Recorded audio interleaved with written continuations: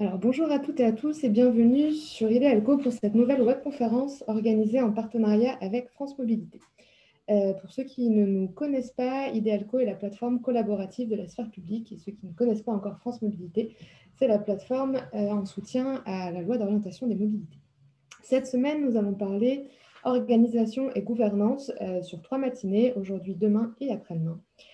Je juste rappelle, la mobilité est bien entendu un enjeu important pour tout le monde, que ce soit pour l'environnement, l'attractivité des territoires, la lutte contre l'éloignement des services. C'est une brique essentielle des projets de territoire.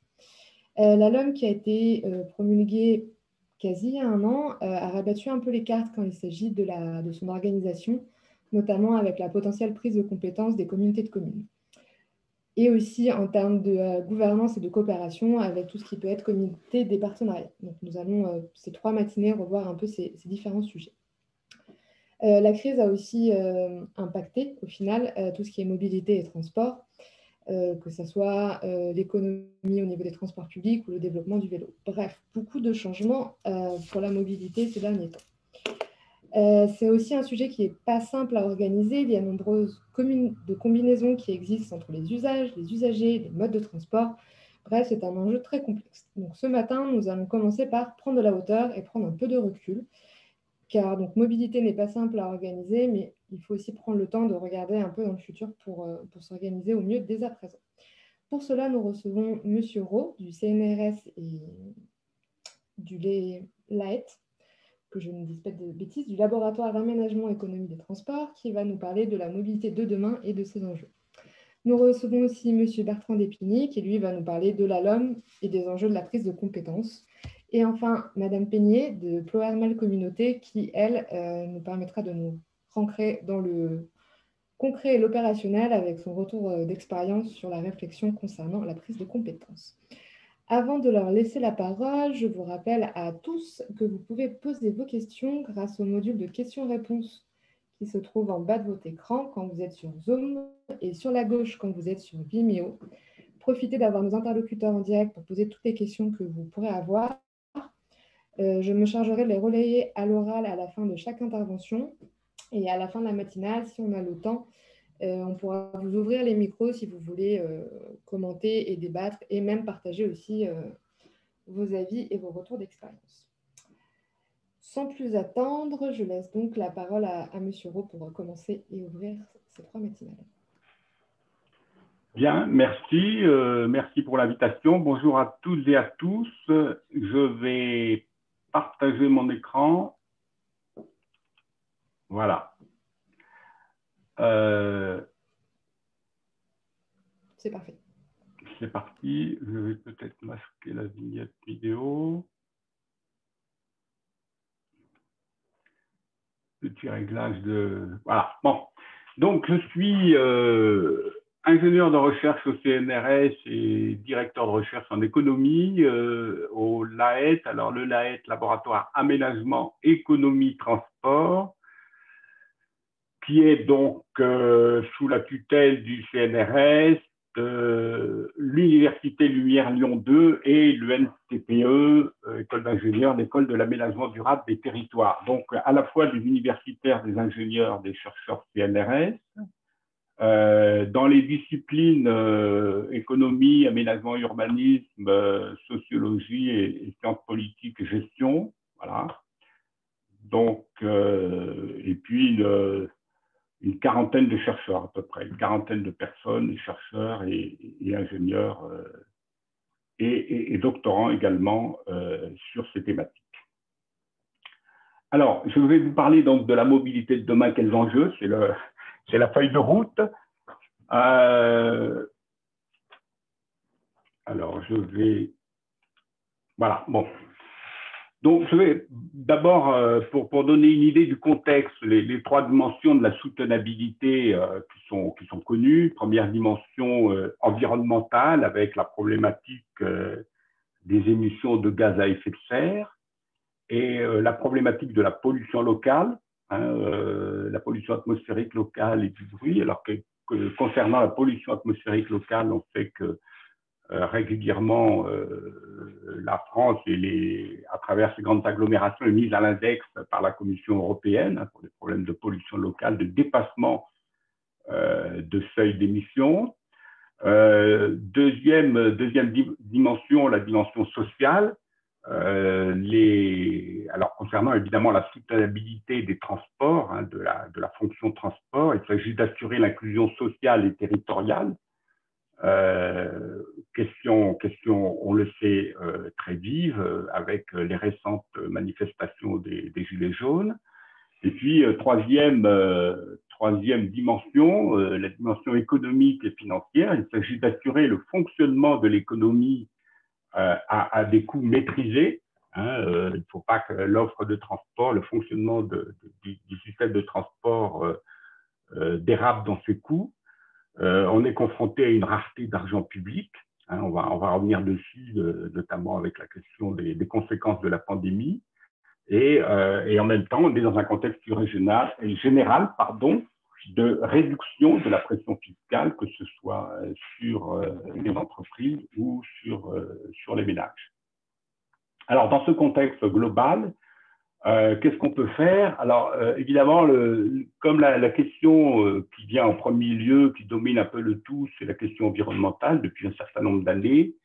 Je vais rentrer par cette question environnementale à travers, en posant une équation qui est connue, hein, qui est l'équation de Kaya, qui a quelques dizaines d'années, qui a été dressée par un chercheur à l'OCDE.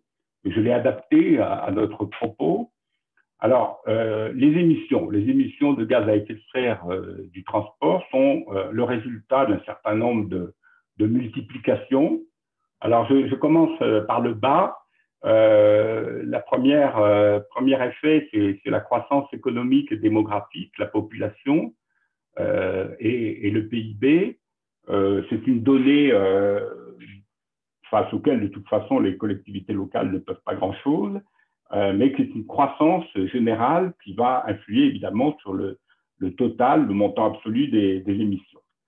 Et puis, tout cela se multiplie par ce qu'on appelle l'intensité de mobilité, c'est-à-dire les kilomètres parcourus par les personnes, notamment, mais aussi, il y a aussi l'aspect marchandise kilomètre, hein, évidemment, qui est en filigrane derrière, et non moins important, en fonction du PIB, c'est-à dire ce qu'on appelle l'intensité de transport générée avec la croissance économique.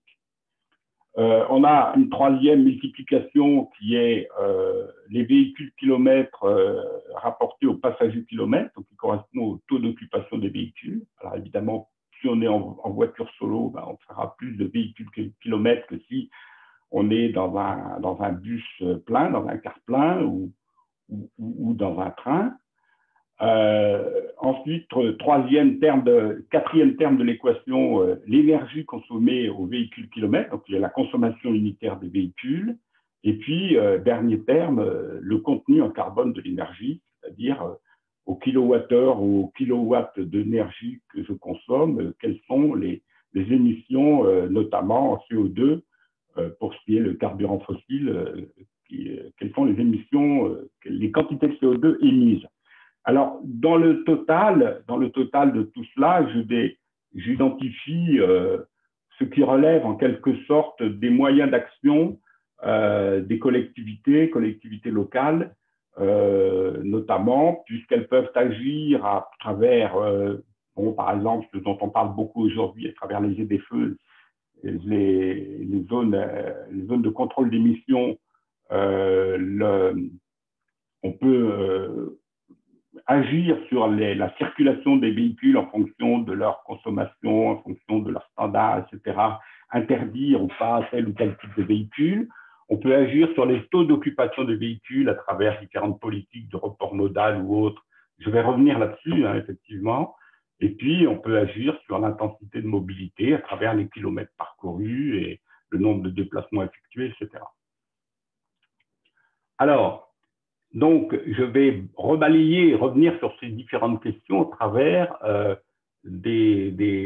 balayant les différents types d'actions que l'on peut avoir sur les comportements de mobilité au quotidien. Et il y a en fait deux grands paramètres qui sont le temps et les coûts. Alors, sur le temps, on peut agir par la mise en œuvre l'offre de TC de plus en plus rapide, transport collectif, pardon, de plus en plus rapide, de plus fiable, à travers donc la qualité de transport, la qualité de l'offre de transport collectif. Alors, plus rapide, plus fiable, etc., c'est à travers, par exemple, les voies réservées aux bus, aux tramways.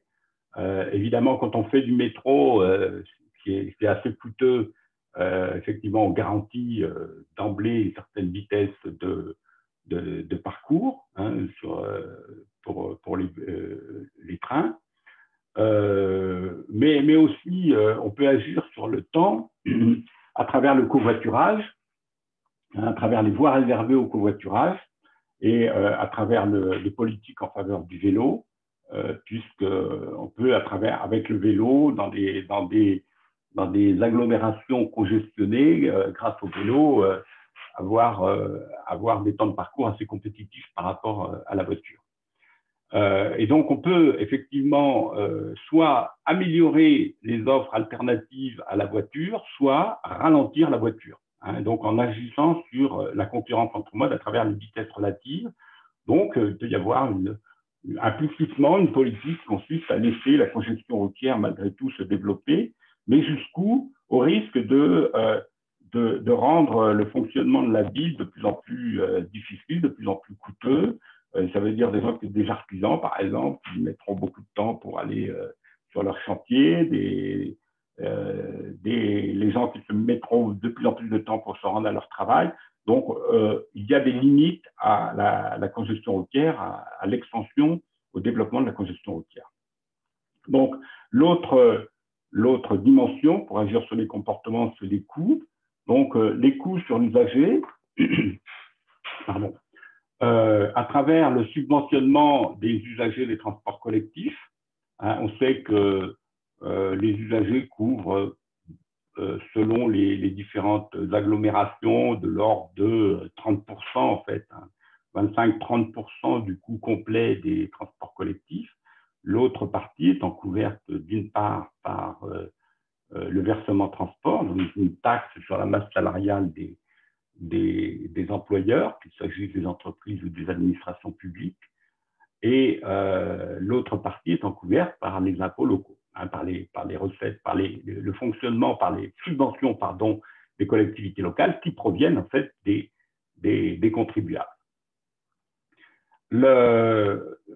L'autre manière d'agir sur les coûts, c'est d'agir sur les coûts de la voiture, puisque toutes les études convergent pour montrer qu'il y a une sous-tarification de la voiture en milieu urbain, c'est-à-dire quand on met en balance ce que les automobilistes payent comme taxes diverses, principalement les taxes sur les carburants, sur l'usage de la voiture, et d'un côté, et ce que les coûts générés par la voiture, notamment en matière de congestion et d'environnement, eh bien, il y a un déficit et donc il serait licite de tarifer, hein, de mieux tarifer l'usage de la voiture en ville. Et donc, bon, il n'y a pas énormément de solutions puisqu'il semble difficile d'agir sur des différentiels de taxes sur les carburants, puisque on aurait des effets frontières. Hein. On connaît bien le tourisme du réservoir aux frontières françaises avec différents pays où le carburant coûte moins cher. On aurait le même phénomène dans les agglomérations. Donc, en tournant et retournant la question, la seule solution, c'est des formes de péage urbain qui permettraient de tarifer en des lieux et à des heures particulières, donc d'avoir une tarification variable en fonction des heures de circulation et des lieux de circulation automobile. Alors, donc, je vais rapidement parler des péages urbains, puisqu'il y a plusieurs formes de péages urbains selon la configuration spatiale. Hein, le péage dit de corridor, alors ça ressemble beaucoup à ce que l'on connaît en France, l'autoroute interurbaine, hein, les péages autoroutiers. C'est mis en œuvre aussi aux États-Unis par ce qu'on appelle les express lanes, c'est-à-dire des voies sur les autoroutes. Certaines voies sont des voies à péage, en parallèle des voies gratuites. donc des voies à péage. Le péage de cordon où on paye pour rentrer à l'intérieur d'un cordon, le cas le plus connu, c'est celui du péage de Stockholm. Et le péage de zone, on paye non seulement en entrant, mais également en circulant à l'intérieur de la zone, qui est le cas, l'exemple du péage de Londres. Et puis, on peut avoir des tarifs qui varient selon le kilomètre parcouru. C'est plus rare, mais en général au passage ou à un forfait journalier. Donc, passage à travers le cordon, dans le cas de, chaque fois qu'on passe à travers le cordon, dans le cas de Stockholm, un forfait journalier dans le cas de Londres, quand on circule une fois dans la journée, on paye une fois pour toutes pour la journée. Évidemment, le péage peut varier selon l'heure de déplacement, comme dans le cas de Stockholm, avec de fortes variations, ou dans le cas des express lanes aux États-Unis, hein, le péage va être plus élevé aux heures de pointe. Alors, tout ça, ce sont des préconisations d'économistes. Il y a une convergence des économistes sur cette question, sur la solution qui est techniquement possible aujourd'hui compte tenu de ce que permettent l'électronique embarquée, etc., etc. Bon, ce qu'on connaît avec les télépéages en France. Alors évidemment, avec de fortes résistances sociales et économiques. Bon, il y a des expériences réussies, dont celles que j'ai déjà citées. On sait que, alors je ne vais pas rentrer dans le détail des expériences parce que ça nous entraînerait trop loin, mais la synthèse de tout cela, c'est qu'on sait que le péage urbain est efficace. C'est-à-dire que quand l'objectif est de modérer le trafic automobile, ben, on atteint cet objectif. On modère le trafic automobile, on réduit la pollution, on accélère l'évolution du parc automobile, notamment quand le péage est fonction de la norme, du standard d'émission du véhicule. Ça a été le cas à Milan notamment, ça a été le cas à Stockholm où en fait en exonérant les véhicules dits propres entre guillemets, donc véhicules électriques ou voire hybrides, on accélère en fait, on pousse les gens à changer de voiture et à passer à des voitures propres. Et puis, on peut générer des recettes. On génère des recettes pour offrir des alternatives à la voiture, donc pour financer les transports collectifs notamment. La question équité et inégalité peut être maîtrisée. Elle a justement essentiellement à travers l'usage des recettes pour améliorer l'offre en transport collectif. Et puis, pour ce qui est de l'applicabilité, bon, ça concerne évidemment des agglomérations avec des fortes difficultés de congestion, d'environnement, hein, des problèmes qui peuvent être critiques, et puis la nécessité d'une volonté politique forte, comme ça a été le cas dans les pays nordiques ou à Londres. Alors évidemment, le contexte n'est pas du tout en faveur du péage urbain, surtout depuis la crise qui a commencé, on peut dire, qui s'est accentuée depuis 2008. Donc, c'est un peu quelque chose qui est laissé de côté, bien que, par exemple, je viens d'apprendre ce matin que Bruxelles proposait un péage urbain. Donc, on voit toujours, ça revient toujours sur la table parce que il n'y a pas beaucoup de solutions alternatives pour réguler par les prix l'usage de la voiture en ville. Alors, on s'est penché sur d'autres alternatives.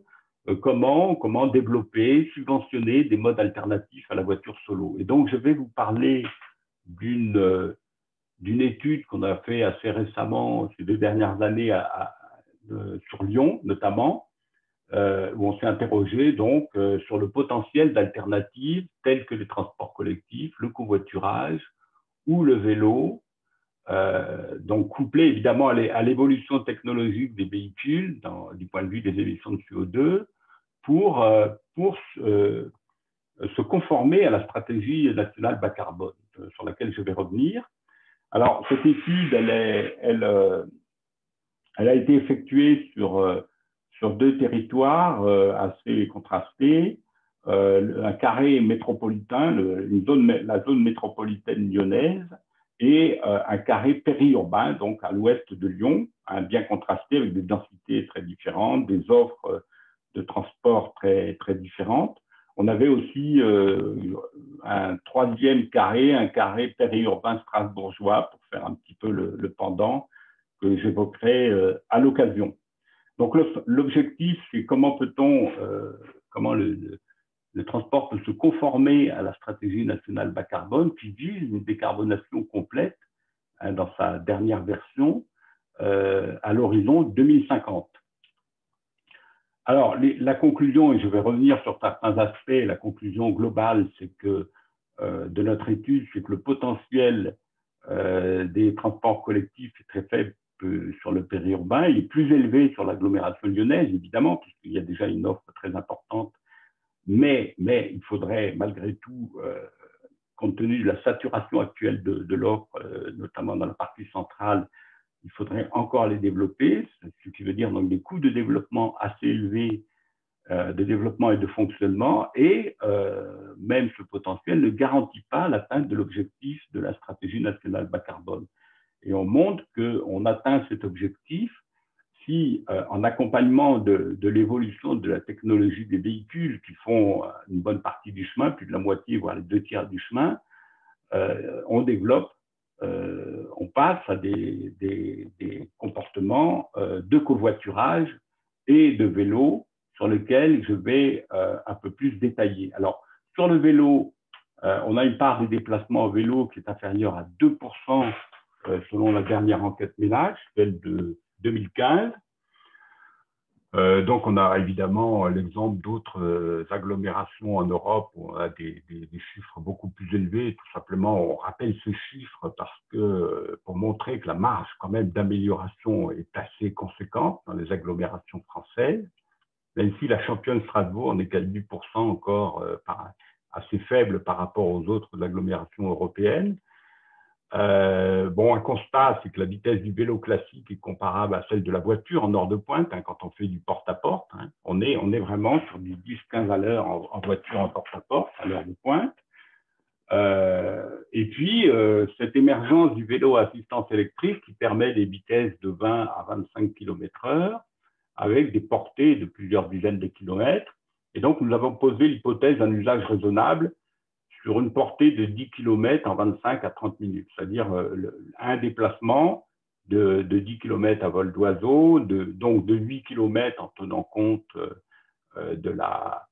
du parcours réel sur les réseaux, et puis un aller-retour donc de 16 km sur une boucle aller-retour au domicile.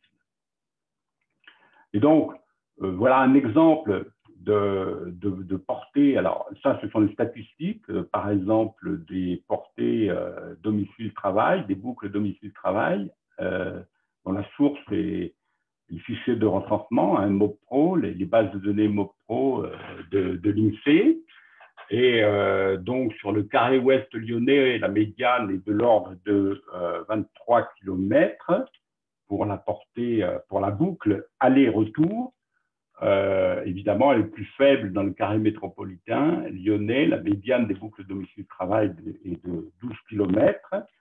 Et c'est sur ces chiffres qu'on a basé des potentiels de transfert sur le vélo. Alors, on a des scénarios bas qui correspondent à l'horizon 2030, des scénarios hauts qui correspondent à l'horizon 2050. Alors, par exemple, sur le carré métropolitain, on arrive à un potentiel maximal de 41%. Et donc, on a posé qu'il était atteignable, que ce potentiel, en fait, qu'un transfert à un niveau de 40% des boucles domicile-travail sur les vélos VAE à l'horizon 2050 était tout à fait envisageable. Sur le périurbain lyonnais, on a un potentiel maximum de 32%, et c'est cet objectif que l'on a fixé à l'horizon 2050. Alors ça, c'est l'exemple sur le domicile-travail. On a fait le même travail sur tous les autres motifs de déplacement, donc les motifs scolaires, les achats, etc. Et alors évidemment, on enlève ce qui est déjà fait à pied, et donc on arrive à ce genre de résultats qui montrent que le potentiel, effectivement, est assez élevé pour le vélo avec son option assistance électrique. Sur le covoiturage, on a des taux de moyens de remplissage de voitures particulières de 1,08 actuellement pour le travail. Ça, c'est la statistique à peu près nationale. on sait en fait, dans le covoiturage, on l'a appliqué uniquement au domicile de travail. Alors, les incitations, compte tenu des distances limitées parcourues pour le domicile de travail, on considère que c'est essentiellement une question de temps. Donc, il faut offrir des gains de temps ou de fiabilité si l'on veut arriver à booster le covoiturage, d'où l'intérêt de voir réserver au covoiturage. Et donc, les enjeux autour de l'expérimentation qui doit commencer prochainement à Lyon et qui a commencé, je crois, à Grenoble. Alors voilà, une photo, là, c'est une photo prise au Québec, mais voilà, une idée, une image de ce à quoi elle ressemble, qu'on peut déjà prendre d'ailleurs en photo, puisque tout le dispositif est en place à Lyon, au nord et au sud du tunnel de Fourvière. Alors, le potentiel, nous avons effectué des calculs de potentiel avec des potentiels maximums qui étaient calculés sur la base d'origine-destination sur une base communale commune à partir du fichier MobPro. Alors évidemment, ce potentiel qui est calculé sur une base spatiale ne tient pas compte des contraintes temporelles. Tout le monde ne circule pas au même moment et pas forcément tous les jours. Donc, on a réduit ce potentiel. Par rapport à ce potentiel, on estime que le scénario O, par exemple, dans le carré métropolitain lyonnais, permettrait d'arriver par rapport à la situation à 0,8 aujourd'hui, de monter jusqu'à 1,8 à l'horizon 2050, donc avec une politique assez forte de voies réservées de covoiturage, avec une réduction de 40% des véhicules kilomètres.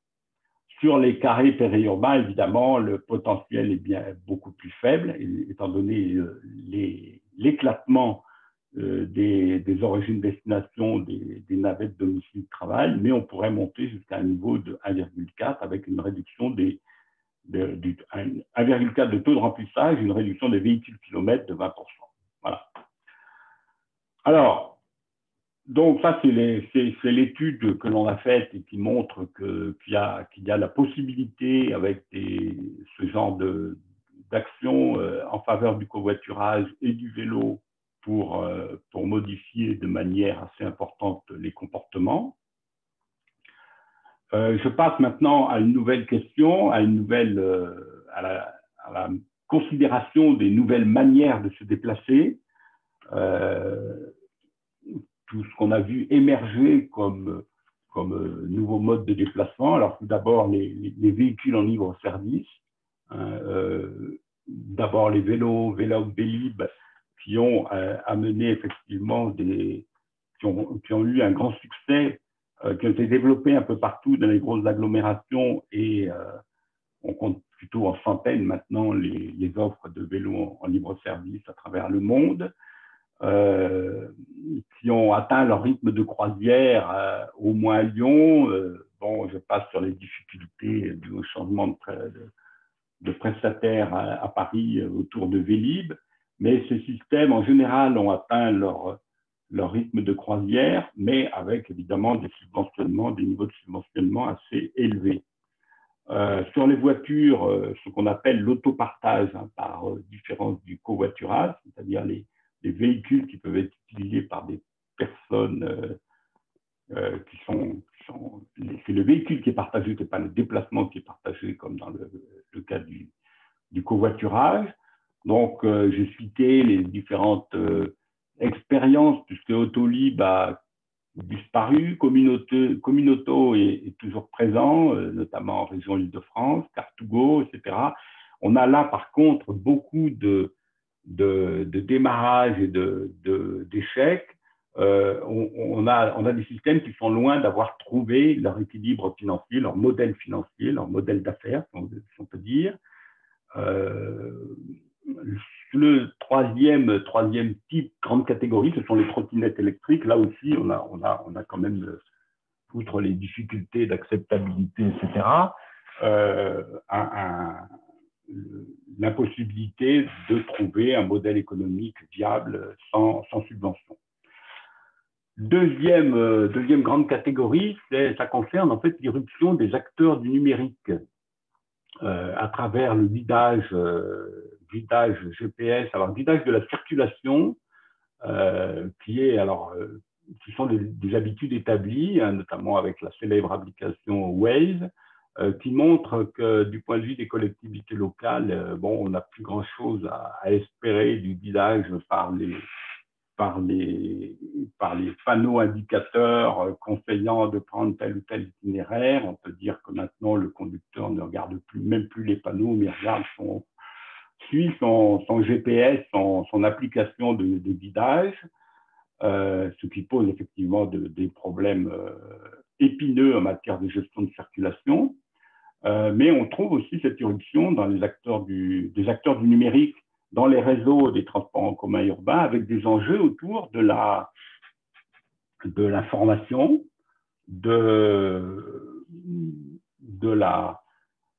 l'orientation des usagers en matière de choix modal, qui posent effectivement des questions stratégiques par rapport aux opérateurs de transport qui risqueraient de se retrouver réduits au rôle de producteurs d'offres de transport et sous la contrainte et ayant perdu en fait toute possibilité de contrôler, de mieux gérer les choix, les comportements modaux des usagers sur l'agglomération. Donc ça pose des questions pour les opérateurs de transport classiques, ça pose aussi des questions pour les autorités organisatrices de mobilité.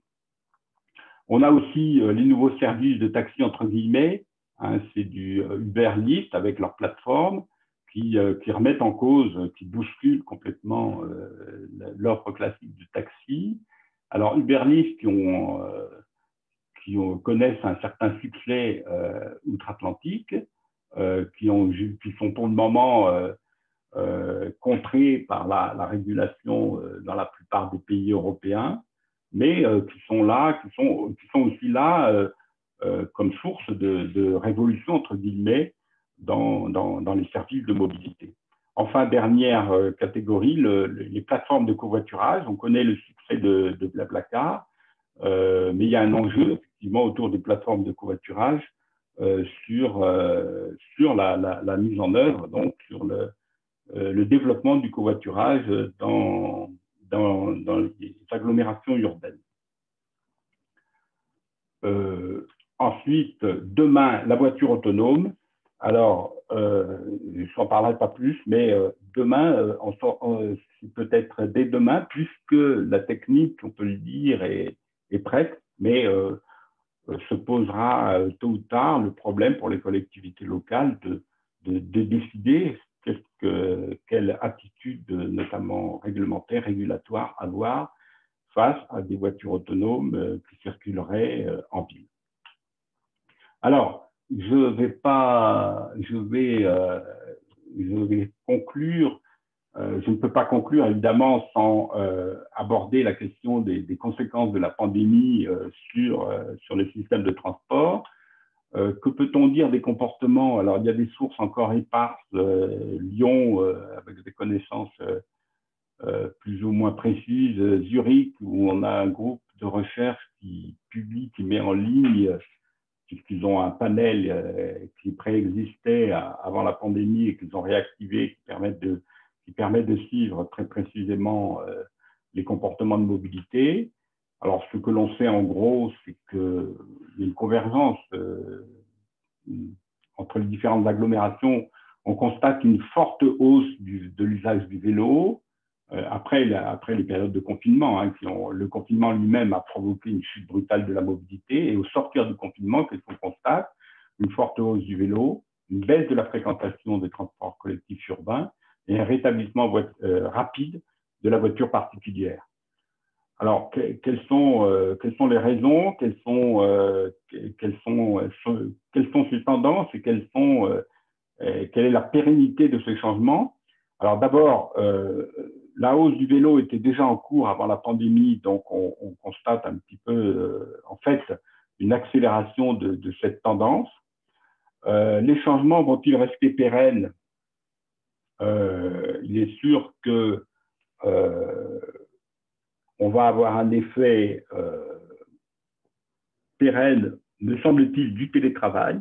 On a eu cette accélération de tendance du développement du télétravail, en fait, qui vivotait en quelque sorte là une brutale augmentation du télétravail. Il va rester des traces, il va rester des habitudes, évidemment, ce qui veut dire une baisse du niveau de mobilité, toutes choses égales par ailleurs. Et tout cela, effectivement, à cela s'ajoutent des craintes sanitaires pérennes qui concernent essentiellement les transports collectifs.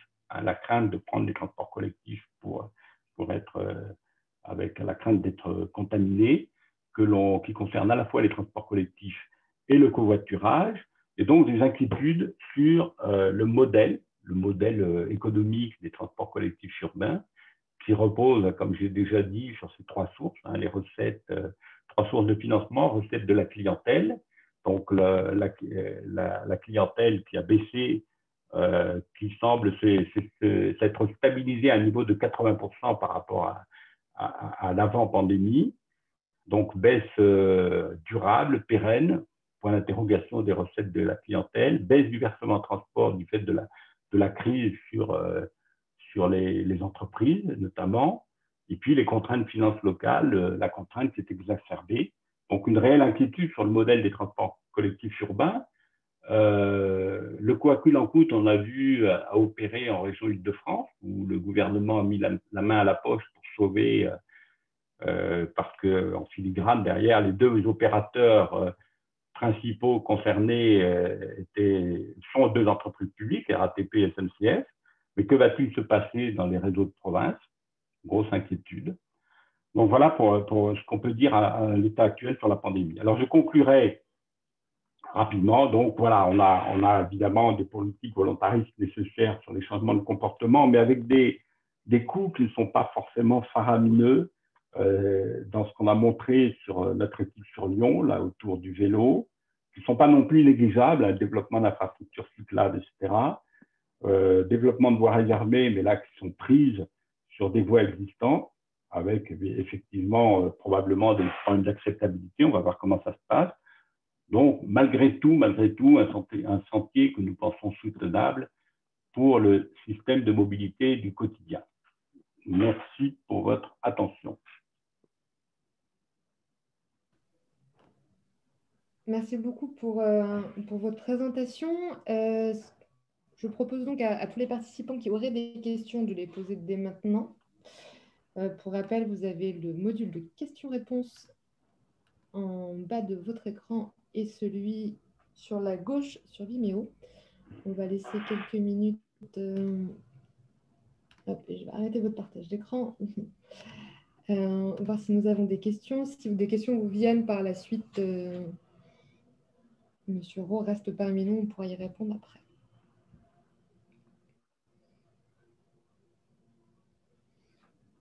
Non, vous avez dû être très très clair car nous n'avons pas une seule question. Ok, bon, on va laisser la parole à Monsieur Despigny et on verra si à la fin des questions surgissent. Donc, Monsieur Despigny qui est chargé de projet gouvernance au CEREMA, va nous parler plutôt des enjeux liés à la LOM. Bonjour à tous, je vais partager avec vous mon écran. Vous allez me confirmer que vous avez bien une bonne visibilité sur ce que je vais vous commenter. Normalement, ça doit s'afficher à votre écran. Parfait. Alors, c'est voilà, mode lecture. C'est très bien, on voit tout parfaitement. Donc, Bertrand Despigny, je travaille effectivement au CEREMA sur les questions de gouvernance de la mobilité. Pour aller rapidement droit au but, je vais compléter sur un autre registre les propos qui viennent de nous être présentés. Je pense qu'on a tous effectivement donc ce contexte en tête de la place de la mobilité dans les questions de société et notamment par rapport aux effets de crise. Je pense que l'articulation des deux présentations, elle doit vous permettre de bien comprendre un peu dans quel contexte on se situe actuellement et replacer des éléments importants pour comprendre ce que propose la nouvelle loi d'orientation des mobilités sur le sujet de la mobilité en territoire peu dense. Alors, évidemment, le cœur du sujet, ce sera cette loi d'orientation des mobilités, sous son aspect prise de compétences, puisque c'est ça qui nous intéresse aujourd'hui et qui intéresse les territoires, pour savoir quels sont les leviers finalement qui vont être proposés pour pouvoir agir sur le sujet dans les années à venir. Moi, j'aime bien rappeler qu'il y a donc un contexte politique assez fort autour de cette loi d'orientation des mobilités qui conditionne un petit peu le déroulé des événements, c'est-à-dire qu'on a un discours assez marquant du président de la République en juillet 2017 lors de l'inauguration de la ligne à grande vitesse Bretagne-Pays de la Loire, le discours de Rennes, où il est décrété, je cite, une fameuse pause dans les grands projets d'infrastructure au niveau national et plutôt un accent mis sur la mobilité du quotidien, les mobilités du quotidien. Alors, qu'est-ce que ça a voulu dire? Ça a voulu dire se poser la question de comment faire pour améliorer les conditions qui permettent d'opérer du report modal de la voiture individuelle, on l'a beaucoup évoqué dans la présentation précédente, vers d'autres types de mobilité qui permettent peut-être de satisfaire davantage les enjeux, notamment environnementaux, mais aussi d'accessibilité sociale et territoriale qui se posent sur un certain nombre de territoires. Des territoires peut-être de moins dense population, mais par contre des territoires sur lesquels les distances à parcourir sont parfois bien plus importantes. Alors, un premier temps a consisté à se poser la question de manière un peu collective de qu'est-ce qu'on peut faire et qu'est-ce qui peut être bon de changer peut-être dans l'organisation de la mobilité pour arriver à satisfaire ces objectifs. Donc, ça s'est traduit par un grand mouvement de consultation nationale qu'ont été les assises de la mobilité, à la fois au niveau national avec des groupes d'experts thématiques sur certains sujets, et puis à l'échelle régionale avec les acteurs de la mobilité au sens large, institutions publiques, privées, associations, pour travailler sur finalement comment essayer de trouver une réponse à ces questions de besoins de mobilité non satisfaits sur les territoires. Alors, ce qui est ressorti de ces assises de la mobilité, c'est finalement deux grands leviers, deux grands pans d'action qu'on pouvait dégager. Le premier, qui faisait le constat qu'on n'était pas obligé de toiletter le cadre législatif à 100% pour pouvoir, en tout cas, pas besoin d'attendre que ce cadre législatif soit toiletté pour pouvoir avancer sur certains sujets, et qui s'est traduit par un programme national porté par le gouvernement et multipartenarial qui s'appelle France Mobilité, qui se décline par un certain nombre de travaux sur l'innovation dans la commande publique, la rencontre entre des porteurs de projets et des porteurs de solutions, collectivités et entreprises ou associations. Et puis, un appui renforcé à l'ingénierie dans les territoires peu denses notamment, qui se traduit aujourd'hui par les cellules régionales d'appui France Mobilité, où l'État et ses principaux opérateurs en lien avec les régions se proposent d'apporter un appui technique et financier aux collectivités qui souhaitent se lancer dans des projets de mobilité alternative à la voiture individuelle. Donc ça, c'est le volet, je dirais, plan d'action qu'on a pu mettre en œuvre, qui a pu être débuté il y a déjà 2 ans maintenant. Et puis, on a fait le constat, malgré tout, lors de ces assises de la mobilité, qu'un certain nombre de règles, de cadres, proposés par le Code des transports et donc par le législateur, qui dataient pour la plupart de la loi d'orientation des transports intérieurs de 1982, devenaient à certains égards un peu caduques ou méritaient peut-être d'être toilettés pour pouvoir répondre aux besoins qui se posent aujourd'hui sur les territoires. Donc ça a conduit le législateur à proposer un nouveau cadre, la loi d'orientation des mobilités. Alors moi, j'aime bien rappeler qu'elle n'est pas non plus de rien, hein. On a eu un contexte réformateur assez fort sur le sujet de l'organisation des compétences et des collectivités ces dernières années, avec notamment l'acte 3 de la décentralisation. On se souvient des lois MAPTAM et NOTRe des années 2014 et 2015 qui déjà travaillaient sur la répartition des compétences entre collectivités et puis également sur la modification des périmètres régionaux qui ont eu un impact assez large sur l'organisation des transports, notamment interurbains, et le glissement de la sémantique de transport à l'acception un peu plus large de mobilité dans les compétences des autorités organisatrices au niveau intercommunal. Donc l'idée, c'était de se dire comment pouvons-nous travailler encore sur ce cadre pour adapter davantage l'organisation des transports et de la mobilité à l'évolution des modes de vie et des déplacements. Ah, j'ai un souci pour faire avancer mes diapositives, c'est bon. Alors, un élément très très fort, c'était de se dire, on part du constat que sur le territoire national, on a des niveaux de collectivité locale, principalement le bloc intercommunal, qui est compétent en matière d'organisation de la mobilité, mais seulement sur les zones les plus densément peuplées, puisque, de par la loi, les communautés d'agglo, les communautés urbaines, les métropoles étaient obligatoirement autorités organisatrices de la mobilité. C'est sur la carte les territoires qui sont colorés. Ce qui veut dire que si ça satisfaisait les besoins en termes d'organisation des 3/4 de la population, ça ne satisfait qu'un quart à peu près de la population qui y réside, du territoire. Pardon. Donc l'enjeu, c'est de se dire sur ces zones qui apparaissent blanches à l'écran, qui ne sont pas des zones blanches de mobilité, puisqu'il ne se passe pas rien sur ces territoires en termes de mobilité, bien au contraire, et simplement on était sur des territoires sur lesquels on avait un déficit de collectivités mandatées, compétentes pour organiser la mobilité. Donc l'objectif, c'est de couvrir l'ensemble de ces territoires en blanc par des autorités organisatrices de la mobilité locale. Et j'insiste bien sur le local parce que sur chaque morceau de territoire, la région est une autorité organisatrice des transports et maintenant de la mobilité. Donc on a bien quelqu'un de responsable au niveau régional, au niveau du maillage, au niveau des services plutôt interurbains. En revanche, au niveau local, sur certains territoires, ça n'est pas le cas. Donc ce que propose le législateur, c'est un schématique assez clair d'organisation de la compétence mobilité autour de deux grands acteurs. On l'aura compris, la région d'un côté, plutôt donc dans son rôle d'AOM régional en charge du maillage du territoire, et puis le bloc intercommunal, pour faire large, plutôt en charge de l'organisation de la mobilité de proximité. Et puis au-delà de la définition de ces compétences, d'emblée la question qui se pose, c'est de se dire on définit deux corps principaux compétents. Par contre, il faut qu'on pense directement au dialogue entre ces deux corps compétents. Donc, la dimension coordination de ces deux échelles, la dimension travail sur l'intermodalité, les rabattements possibles entre ces deux échelles interurbaines et locales, elle doit être pensée concomitamment à la création de ces AOM de proximité. Le choix qui a été fait, c'est de dire la région est en charge de cette articulation, de cette coordination entre les deux échelles.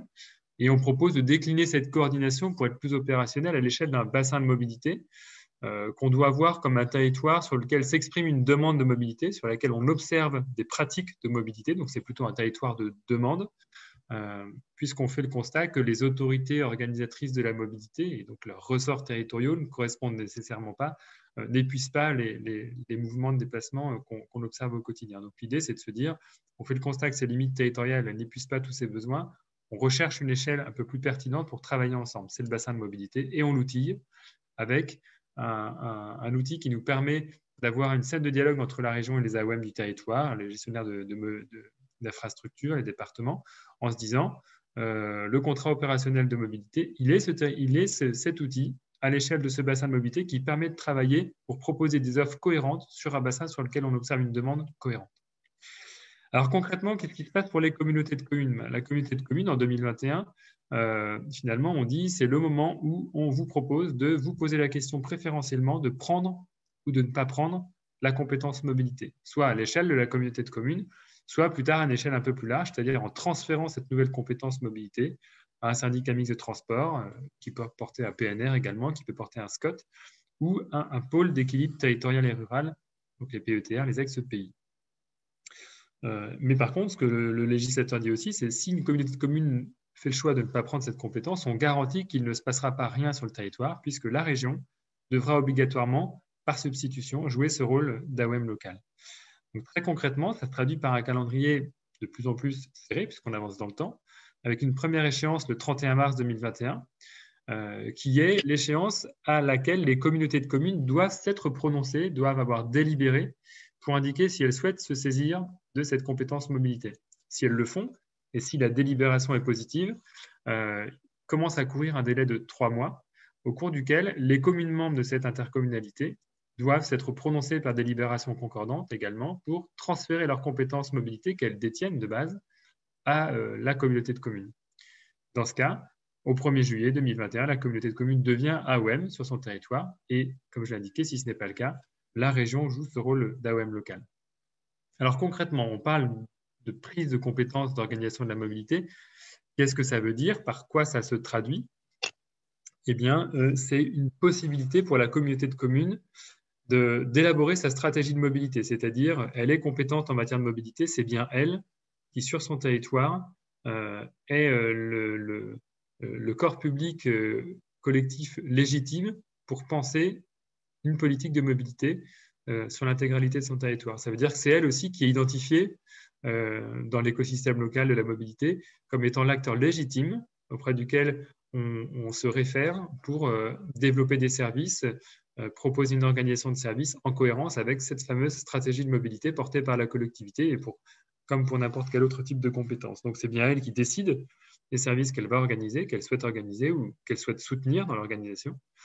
Et c'est bien elle qui va permettre de proposer une recherche de solutions de mobilité à une échelle qui corresponde à la réalité de ses besoins. C'est-à-dire que si la communauté de communes juge que c'est bien à l'échelle de son territoire que les besoins de mobilité sont observés et qu'il est donc pertinent de proposer une réponse, eh bien, elle peut le faire. Si elle décide de constater que l'échelle est plutôt un peu plus large, l'échelle territoriale, eh bien, elle peut décider de se regrouper avec une autre ou plusieurs autres communautés de communes, une communauté d'agglomération, ou transférer sa compétence à un PETR. Donc, on a vraiment comme objectif de proposer une recherche du territoire le plus pertinent possible, de l'échelle territoriale la plus pertinente possible pour l'organisation de ces services de mobilité, la définition de cette stratégie. J'insiste là-dessus parce que je pense que on est forcément dans une période actuellement où le calendrier s'accélère pour cette prise de compétences et cette question de l'échelle territoriale qui sera celle qui permettra de garantir dans le long terme la cohérence de l'action de mobilité au niveau local, eh bien, elle est bien à la discrétion de la communauté de communes et on ne doit pas oublier qu'il y a cette possibilité de recherche d'une échelle territoriale qui peut évoluer un petit peu à travers le transfert de cette compétence à un PETF ou à un syndicat mixte par la suite. Alors, j'aime bien préciser à ce stade-là, peut-être pour rassurer ou reposer bien les bases un peu objectives des discussions qui peuvent être proposées. Prendre la compétence mobilité, en aucun cas, ça veut dire pour une commune organiser des services dès le 1er juillet 2021 qui étaient organisés par une région auparavant. Il n'y a aucune obligation à ce niveau-là. Il n'y a d'ailleurs pas d'autre obligation pour une communauté de communes qui deviendrait AOM que de créer, on va le voir par la suite, un comité des partenaires pour s'entourer des bonnes personnes pour réfléchir à sa stratégie de mobilité. Il n'y a aucune obligation d'exercice de service et encore moins d'obligation d'exercice de service auparavant organisée par la région. La communauté de communes peut le faire, on le verra, mais à sa demande uniquement. On parlait de déclinaison, de mise en œuvre d'une stratégie de mobilité. Alors, il faut savoir que la loi propose un outil méthodologique qui permet d'accompagner les territoires pour le faire, pour éviter de partir de la page blanche. C'est le plan de mobilité simplifié, qui est un recueil de méthodologies, d'outils qui permettent de proposer à une collectivité une démarche pour pouvoir qualifier les besoins de mobilité sur son territoire, réfléchir aux actions qui pourraient être mises en œuvre en accord avec l'ensemble des autres actions de mobilité, mais aussi en accord avec ce que proposent les documents de planification et d'urbanisme pour rechercher une meilleure articulation entre le développement des services de mobilité et le développement territorial, en lien avec les problématiques d'énergie-climat, et puis en proposant d'avoir une démarche de concertation avec la population la plus large possible pour s'assurer de la bonne mise, d'une garantie de mise en œuvre opérationnelle de ce contenu du plan de mobilité. Alors, plusieurs leviers d'action peuvent être opérationnellement déclinés par la collectivité. On l'a évoqué tout à l'heure, le plus fort étant évidemment l'organisation de services. On y reviendra dans le détail par la suite sur les typologies de services à organiser, mais aussi peut-être une démarche un peu moins intégratrice que serait la contribution au développement de projets de mobilité qui peuvent être portés par d'autres organisations, comme des entreprises privées qui interviendraient sur le territoire, par exemple. Et puis, l'AOM locale a la possibilité d'offrir un service de conseil et d'accompagnement individualisé à la mobilité auprès des entreprises ou auprès des particuliers. Donc là aussi, petite précision, on a régulièrement, quand on explicite un petit peu les enjeux et le contenu de cette loi d'orientation des mobilités sur ces aspects gouvernance, un certain nombre de questions autour du caractère unique ou sécable de la compétence mobilité. Alors, la compétence mobilité, elle est une et entière et elle n'est pas sécable. C'est-à-dire qu'on ne choisit pas de devenir AOM sur une partie de la compétence mobilité. En fait, on est AOM ou on n'est pas AOM. Le choix est extrêmement binaire. Si on ne l'est pas, on n'a pas de légitimité à organiser du service, à élaborer une stratégie de mobilité, tout simplement parce qu'on n'a pas cette compétence au même titre que d'autres compétences thématiques. Si on l'est, on n'a en revanche aucune obligation de développer l'ensemble des services. Je prends un exemple qui est volontairement caricatural. Ce n'est pas parce qu'on est une communauté de communes de 15 000 habitants et de 50 communes qui choisissons de prendre la compétence mobilité qu'on est obligé de réaliser du tramway ou du métro sur son territoire. C'est évidemment grotesque, mais c'est pour montrer que l'objectif, c'est de dire vous avez un potentiel d'action avec cette compétence mobilité. Donc, on devient AOM sur l'ensemble de la palette d'actions. Après, en fonction des besoins exprimés, en fonction de la stratégie définie, on choisit d'activer tel ou tel levier et donc d'organiser tel ou tel service ou d'appuyer l'organisation de tel ou tel service. Donc, on a bien une compétence unique, mais qui peut s'exercer à la carte. J'évoquais l'unique obligation qui caractérise la création de l'autorité organisatrice de la mobilité en 2021. Elle n'est pas servicielle, elle est plutôt organisationnelle. Ce que le législateur impose à l'AOM qui se crée, c'est de mettre autour de la table les personnes que l'on considère comme étant légitimes pour pouvoir aider l'AOM à définir sa stratégie de mobilité. Donc, c'est ce qu'on appelle le comité des partenaires.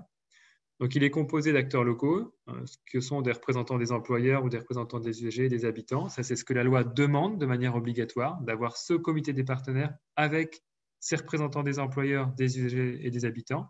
En revanche, l'AOM peut aller plus loin, et on incite l'AOM évidemment à aller plus loin, en associant tout type d'acteurs, publics ou privés, que l'AOM locale jugerait utile d'avoir autour d'elle pour contribuer à l'élaboration de sa réflexion, soit parce que ce sont des pôles générateurs de mobilité importants, un hôpital, un établissement scolaire, un pôle de service, une zone d'activité qui générerait du déplacement et que l'AOM jugerait utile d'avoir autour d'elle pour réfléchir aux actions mises en place, au financement éventuellement développé, je pense au versement mobilité sur lequel on reviendra.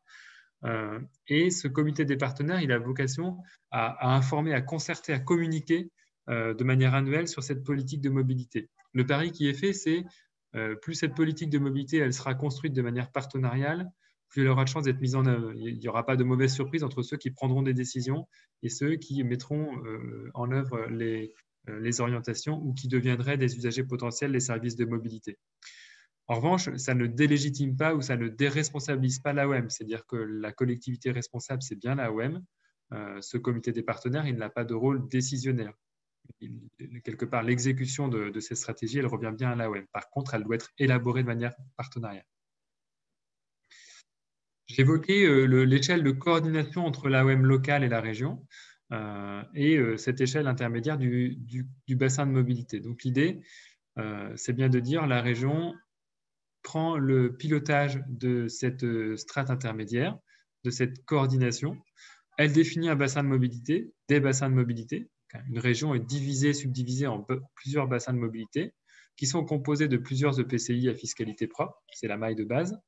Ils ont la capacité d'être interrégionaux et surtout, si les besoins en mobilité le demandent, et surtout, ils sont définis là aussi en concertation très forte avec les AOM du territoire, avec les syndicats mixtes de coopération qui peuvent exister si c'est le cas, donc les syndicats mixtes dits SRU, les départements, les communautés de communes sur lesquelles la région est AOM locale, qui ne sont donc pas AOM locales, ces communautés de communes, mais elles sont associées à la définition du bassin de mobilité.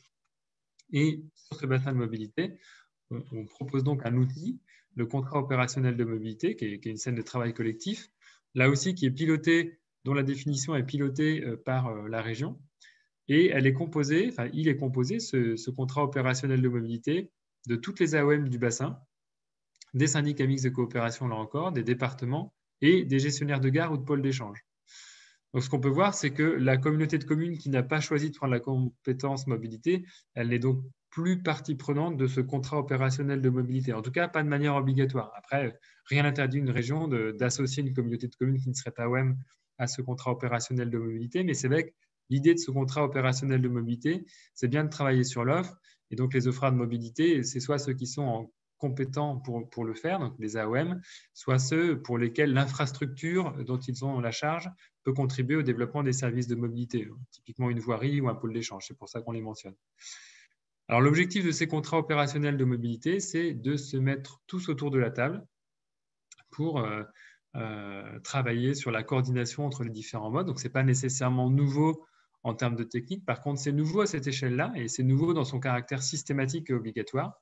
C'est-à-dire que tout le monde a obligation, à l'échelle des bassins de mobilité, qu'ils soient très rural ou très urbains, de travailler sur les articulations horaires, de travailler sur une recherche d'une billettique qui soit la plus interopérable possible, travailler sur une information qui soit la plus multimodale possible, sur l'articulation de la répartition territoriale des points de vente avec la localisation des services, avec les densités de population. Donc, tous ces objets-là dont on fait le pari, mais précisément qui ne sont pas liés à l'action d'une seule AOM, mais de plusieurs, eh bien, ils doivent être pensés et travaillés à cette échelle-là. Un gros travail également sur la hiérarchisation des réseaux, donc le rabattement vers les pôles d'échange et les aires de mobilité, en faisant le pari que les grands services interurbains que développe et que porte la région sont des moyens de communication très rapides entre différents pôles, mais qu'on a nécessité d'articuler les dessertes beaucoup plus fines qui, elles, pourraient être portées par les AOM locales vers ces gares ou ces aires de mobilité. Et puis, un travail très fort sur la continuité de service en situation dégradée. Alors pourquoi ? Parce qu'on se rend compte qu'on travaille très fortement sur la continuité de service de manière générale. En tout cas, c'est un axe fort qui peut toujours être amélioré, mais en tout cas qui commence à être un vrai axe de travail partenarial. Par contre, les situations dégradées, elles peuvent se produire, qu'elles soient le fait de grève, d'intempéries. Elles peuvent se produire, et quand elles se produisent, si c'est sur plusieurs jours ou plusieurs semaines, on peut avoir des comportements de retour vers la voiture individuelle si vraiment dans ces situations dégradées, l'articulation entre les offres, la continuité de service n'est réellement pas recherchée ou pas assurée. Donc, il y a un enjeu très fort à travailler au sein de ces scènes de coopération sur la continuité de service dans ces situations où la continuité de service ne serait pas assurée. Et puis, enfin, un rôle très fort sur la diffusion des bonnes pratiques. L'idée, c'est de se dire on est tout autour de la table. À l'échelle de la bassin de mobilité, on a nécessairement des AOM qui développent des services différents sur leur territoire. Profitons de ces scènes d'échange pour favoriser les échanges, montrer ce qui va bien, ce qui fonctionne bien, et au contraire, se faire appuyer sur les services qui se développent peut-être de manière un peu plus difficile. Alors, au-delà du décryptage, je dirais un peu plus factuel de ce que propose cette loi, qu'est-ce qu'on peut en dire? Comment nous, on la regarde en termes d'enjeux pour les territoires, de possibilités d'action très concrètes? Un point de base, il nous semble que c'est la connaissance de la mobilité sur le territoire et la connaissance de l'offre de mobilité au regard de cette demande. Alors, pour nous, on fait le pari qu'on a déjà un certain nombre d'éléments à disposition des territoires, c'est-à-dire que pour obtenir une image assez fidèle des besoins de mobilité, on a déjà un certain nombre de projets de territoire, de documents de planification qui ont donné lieu à des enquêtes, des études réalisées par des bureaux d'études, par des services de l'État, par les collectivités elles-mêmes et qui permettent déjà de caractériser les pratiques de mobilité et les grands besoins de mobilité qui peuvent s'afficher sur le territoire. Je pense au SCOT, au PCAET, aux réflexions sur des plans de mobilité rurale qui ont été évidemment des moments très forts pour pouvoir permettre de diagnostiquer déjà ces besoins. On a évidemment les données du recensement de l'INSEE à la disposition. Moi, j'ai l'habitude de souligner aussi le rôle très très fort de l'ensemble des acteurs locaux. Bien souvent, on a des réflexes d'aller vouloir refaire des nouvelles études, alors même qu'au-delà des études que j'ai mentionnées qui peuvent exister, on a aussi une très bonne connaissance de la mobilité, des pratiques de mobilité par l'ensemble des acteurs du territoire. Ça fait le lien directement avec le comité des partenaires dont je parlais tout à l'heure, s'appuyer sur les bons relais au niveau local, mettre autour de la table les bonnes personnes qui peuvent parler mobilité, qui chacune détiennent une vision assez claire de la mobilité, soit d'une partie du territoire, soit d'un certain type de public. Je pense aux acteurs de la sphère sanitaire et sociale qui rencontrent aussi les publics en difficulté et notamment en difficulté de mobilité. C'est un très bon moyen aussi de mettre l'accent sur des enjeux d'action pour l'AOM qui se crée sur son territoire. Et puis, sans aller vers quelque chose de très coûteux, parfois réaliser une petite enquête très légère auprès du public en se positionnant, en dégageant un tout petit peu de temps d'agent de l'Interco pour aller sur un pôle générateur de mobilité, encore une fois, l'hôpital du territoire, la maison de santé, l'école, le collège, pour qualifier un peu les pratiques de mobilité. Ça peut être aussi un très bon moyen de qualifier les interstices sur lesquels l'AOM pourra proposer éventuellement une plus-value par rapport à ce qui existe. Donc ça, c'est la connaissance de la mobilité, de la demande, la connaissance de l'offre, évidemment, essayer de recenser au maximum les services qui sont déjà organisés par la collectivité, principalement la région, mais aussi des services privés ou associatifs, un service de covoiturage qui se serait développé déjà sur le territoire, en avoir connaissance, comprendre les caractéristiques. Et tout ça, ça peut aider à mettre en évidence les lacunes, soit les lacunes territoriales, soit encore une fois les lacunes sociales. Où est-ce que l'AOM peut proposer, vis-à-vis de quel territoire ou de quel public, une action qui soit complémentaire à ce qui existe déjà. Ce qui veut dire que quand on fait ce diagnostic de l'offre, sur le territoire d'une communauté de communes qui deviendrait AOM, on peut rencontrer deux types de services principaux. Les services régionaux qui sont déjà situés intégralement sur son ressort territorial, donc typiquement une ligne de transport à la demande, une ligne de transport régulier organisée par la région sur le territoire de l'AOM locale, de la future AOM locale. Et dans ce cas, la communauté de communes AOM peut se tourner vers la région pour lui demander le transfert de ses services. Par contre, il faut bien savoir que si elle demande le transfert d'un service, ce transfert vaut transfert de l'ensemble des services régionaux qui sont situés intégralement sur le ressort territorial de la future communauté de communes AOM. Et en revanche, tous les services qui irriguent le territoire, mais qui ne s'y limitent pas. Donc, les services régionaux qui traversent le territoire, eux, ce sont des services régionaux et qui ont vocation à demeurer des services organisés par la région. Alors, tout ça, moi, il me semble que ça nous conduit à identifier différents types d'enjeux, peut-être assez connus, mais il me paraît important de les rappeler, des enjeux d'accessibilité des différentes polarités du territoire, une partie du territoire non desservie, absolument non desservie, et pourtant assez éloignée des premiers lieux de mobilité plus collective. Une accessibilité, je l'ai évoqué tout à l'heure, des personnes vulnérables, donc avec des difficultés d'accès aux soins, aux services, aux aménités du territoire. Des enjeux très forts de coordination entre les modes. On l'a évoqué avec le bassin de mobilité. L'idée, c'est de se dire comment organiser de manière la plus efficace possible nos réseaux entre nous, AOM local, AOM régional et autres opérateurs, pour que la mobilité d'un point A à un point B se fasse le plus possible, entre guillemets, sans couture, et qui soit suffisamment attractif pour permettre aux habitants d'être incités à lâcher l'usage de la voiture individuelle quand c'est possible, ou en tout cas quand les offres publiques le permettent. Et puis des enjeux, ce n'est pas le dernier évidemment, mais peut-être parce qu'ils sont plus connus et reconnus, des enjeux de préservation de l'environnement évidemment. Alors, j'évoquais les trois piliers finalement de la compétence d'organisation de la mobilité. Le premier étant la capacité à organiser des services. Ces services, ce sont des services réguliers. Hein. Comme qui devient AOM, elle peut choisir de développer une ligne de bus sur son territoire, une ligne de transport à la demande, de transport d'utilité sociale, une ligne de transport scolaire, mais aussi des services de mobilité active, développer l'usage du vélo partagé, par exemple, l'usage du vélo tout court, et puis les mobilités partagées et solidaires, l'autopartage, le covoiturage, par exemple. On a aussi la possibilité pour la collectivité de ne pas organiser directement ces services, mais de venir en contribution. Alors, cette contribution, elle peut être technique, elle peut être financière, au développement de projets qui peuvent être portés par des tiers. Typiquement, ça peut être la mise à disposition de temps agents pour aider au développement d'une plateforme de mobilité. Ça peut être la mise à disposition d'espaces publics pour une borne d'autopartage. Ça peut être une contribution financière au développement d'un service de covoiturage. Donc, autant de leviers et de degrés d'investissement, je dirais, de la collectivité qui lui permettent un peu d'avoir une gradation entre de l'organisation de services plutôt lourd et plutôt impliquant, et qui correspond à des besoins plutôt très affirmés, avec des contributions un peu plus faibles peut-être dans un premier temps à des services qui peuvent se développer sur le territoire. Donc on voit finalement une gamme, une palette de leviers avec lesquels la collectivité peut jouer. On a beaucoup parlé de compétences nouvelles, donc évidemment, c'est stimulant, c'est motivant. On ne va pas éluder la question qui fait fâcher, la question du financement de l'ensemble de ces actions, de ces leviers supplémentaires. Moi, j'identifie trois grandes sources de leviers financiers. Le premier, qui est spécifique à la sphère des transports, mais par contre qui est conditionnel, c'est le versement mobilité. Donc, c'est un impôt qui est prélevé sur le territoire auprès de l'ensemble des employeurs de plus de 11 salariés qui sont situés sur le ressort territorial d'une AOM.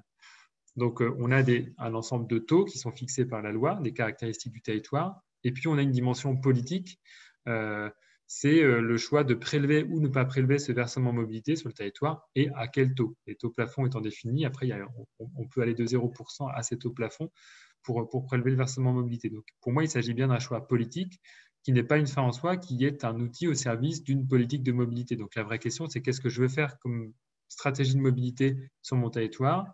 Quels sont les besoins? Quels sont les services qui peuvent permettre d'y répondre? Et est-ce que oui ou non, je peux prélever le versement mobilité? Et si oui, est-ce que je fais le choix de le faire ou pas? Il me semble que c'est bien ça la démarche. Ce versement mobilité, il est conditionné en revanche à l'organisation de services réguliers qui sont les services les plus coûteux. Pourquoi? Parce que le versement mobilité, il a aussi un coût dans sa façon d'être prélevé.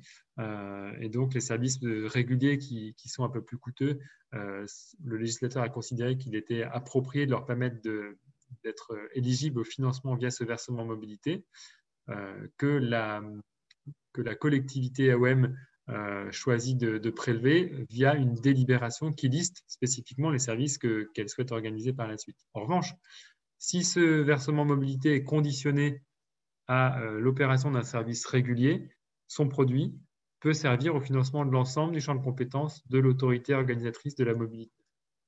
Il n'est pas spécifique aux services réguliers organisés. Deuxième type de levier, un ensemble de leviers financiers qui sont développés et peut-être même d'ailleurs particulièrement foisonnants ces dernières années sur le développement de services de mobilité, notamment active et partagée. Donc, on a un certain nombre de dispositifs de soutien de l'État. Donc là, je n'y reviendrai pas parce qu'on a un site, d'ailleurs j'ai oublié de mettre la référence, mais Aide Territoire, qui permet de répertorier de manière très exhaustive l'ensemble des dispositifs de soutien de l'État, les différentes dotations ou crédits qui sont accessibles au territoire. Et puis, les appels à manifestation d'intérêt, les appels à projets qui sont portés par l'État ou ses opérateurs ou les régions, très souvent thématiques, mais pas que. Je pense aux appels à projets de l'ADEME, la Limited Mode, qui propose aussi un accompagnement aux collectivités qui choisissent de prendre la compétence mobilité pour développer des stratégies de mobilité, par exemple. Donc, on a de plus en plus cette logique d'appel à projet, d'appel à manifestation d'intérêt qui porte sur les continuités cyclables, par exemple, qui peuvent porter sur les transports collectifs en site propre, sur les services de mobilité active et partagée également. Et puis, les certificats d'économie d'énergie qui permettent à des obligés, qu'on appelle donc les pollueurs, de financer des services de mobilité en contrepartie de leurs caractéristiques de pollution. Et puis, sans oublier l'ensemble des offres de financement de la Banque des territoires, la Banque des territoires qui, au même titre que l'ADEME et l'État et le CEREMA, sont des membres très actifs des cellules régionales France Mobilité qui proposent des crédits d'ingénierie et des prêts pour monter des partenariats publics-privés au niveau de l'opération de services de mobilité partagée notamment. Donc, tout un ensemble de leviers financiers pour lesquels moi je vous invite à vous tourner sur votre territoire vers vos cellules régionales d'appui France Mobilité. Ce sont vraiment eux qui sont en mesure de vous donner l'ensemble de l'information et surtout de vous la qualifier en fonction des besoins de votre territoire. Et puis, troisième levier, qui n'est pas un levier direct, évidemment, hein, on ne le nie pas, mais qui est un levier à avoir en tête. C'est-à-dire que j'insiste beaucoup sur la dimension échelle territoriale qui, pour moi, a toute sa pertinence dans une logique qui n'est pas une logique financière, mais qui est une logique d'adaptation de l'offre proposée par une collectivité locale à une demande territorialisée qu'on observe localement.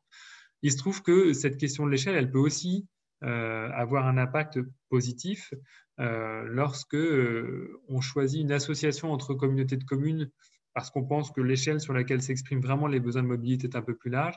Il se trouve que ça peut peut-être permettre, à l'échelle d'un syndicat mixte, d'un PETR, d'appréhender davantage l'organisation de services un peu plus lourds parce qu'à l'échelle d'un PETR ou d'un syndicat mixte, on peut avoir plusieurs gros pôles structurants à relier et donc à desservir et peut-être justifier davantage l'organisation de services réguliers. Et donc, il ne faut pas oublier que ces services réguliers, eux, sont éligibles au versement mobilité. Donc, ce n'est pas une fin en soi, ce n'est pas un objectif de chercher l'échelle la plus large pour avoir des financements supplémentaires. Par contre, ça peut le permettre. Donc, moi, j'aime bien le rappeler, puisque cette question de l'échelle, elle est une des questions que se posent les territoires. On voit parce qu'on en accompagne un certain nombre, et elle ne va pas de soi du tout. Donc, avoir en tête qu'être sur une échelle plus large, c'est peut-être aussi l'opportunité d'organiser des services réguliers et donc éligibles au versement mobilité. Et puis, il y a aussi cette possibilité de moduler ce versement mobilité par EPCI, qui est proposé au syndicat mixte ou au PETR. C'est-à-dire qu'un PETR ou un syndicat mixte qui choisirait de prélever le versement mobilité, il peut choisir de manière durable d'affecter des taux différents à ces EPCI qu'il compose. Et puis, je ne l'ai pas indiqué dans ma diapositive, mais aussi la dimension économie d'échelle. Évidemment, un service qui est développé à l'échelle de 2 communautés de communes ou 3 communautés de communes, il y a aussi une mutualisation de coûts de structure qui permettent de diminuer, d'améliorer l'efficacité et l'efficience du service déployé. Donc, on a beaucoup parlé de ce qui se passait si l'AOM, la communauté de communes devenait AOM. Qu'est-ce qui se passe si elle ne le devient pas? Donc, je l'ai dit, hein, il ne se passe pas rien puisque la région joue le rôle d'AOM local. Par contre, la communauté de communes, elle ne peut plus mobiliser certains leviers. Typiquement, le versement mobilité, elle ne peut pas. Organiser des services, elle ne peut pas puisque, par définition, elle n'est plus autorité compétente pour le faire. Elle n'est plus partie prenante obligatoire du contrat opérationnel de mobilité, on l'a vu tout à l'heure. Et elle n'est pas nécessairement destinataire des dispositifs d'accompagnement qui visent certaines AOM. Alors ça, c'est à discrétion des cahiers des charges de différents partenaires ou opérateurs qui proposent des appels à projets ou des appels à manifestation d'intérêt, mais certains d'entre eux peuvent faire le choix de préflécher leur financement à des collectivités qui prennent la compétence mobilité. Alors, ça ne veut pas dire que la communauté de communes ne peut plus rien faire. Elle peut agir via d'autres compétences, l'aménagement, la voirie, l'action sociale. Par contre, encore une fois, elle n'est plus en capacité, elle n'a plus la légitimité ni la compétence à organiser du service. C'est la région qui l'aura.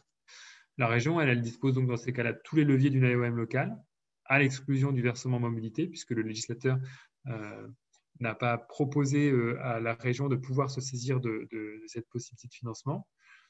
Dans ce cas-là, c'est donc la région, AOM locale, qui réunit le comité des partenaires, alors, avec une spécificité, c'est qu'elle n'est pas obligée de le faire à l'échelle de la Comcom, mais elle peut le réunir à l'échelle d'un bassin de mobilité, dans le cas où elle est AOM locale sur plusieurs communautés de communes. Et avec une tolérance pour les communes, il y en a une soixantaine en France, qui organisent déjà au préalable un service de mobilité sur leur territoire.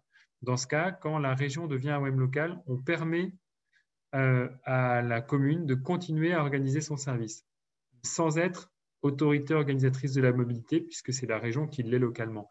Mais l'idée, c'est de se dire un service qui fonctionnait bien, étant donné que la région elle est quand même un peu plus loin du territoire que l'aurait été une communauté de communes qui deviendrait AOM, eh bien, on permet à cette commune de continuer à organiser ce service pour continuer à proposer quelque chose aux habitants localement.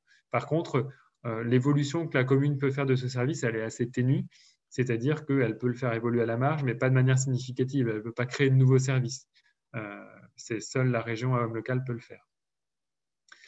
Et après 2021, je l'évoquais tout à l'heure, on considère que les choix sont faits finalement. Hein. Soit la région est AOM par substitution, soit les Comcom se sont saisis de la compétence mobilité. Néanmoins, on considère qu'on peut redonner la parole, pour parler comme ça, aux communautés de communes, dans le cas où le périmètre changerait. C'est-à-dire que deux communautés de communes qui fusionnent, deux communautés de communes qui décident de s'associer pour créer un syndicat mixte de transport ou de mobilité, eh bien, ça justifie que la donne locale aurait changé et que ces communautés de communes pourraient se retourner de nouveau vers la région en demandant à la région, AOM locale, de leur retransférer cette compétence d'organisation de la mobilité. Donc, il y a vraiment deux exceptions qui permettraient au local de redevenir AOM après 2021. C'est les fusions de PCI ou création ou adhésion à un syndicat mixte de mobilité. Donc voilà pour les éléments principaux. Je pense que j'ai usé de mon temps de parole.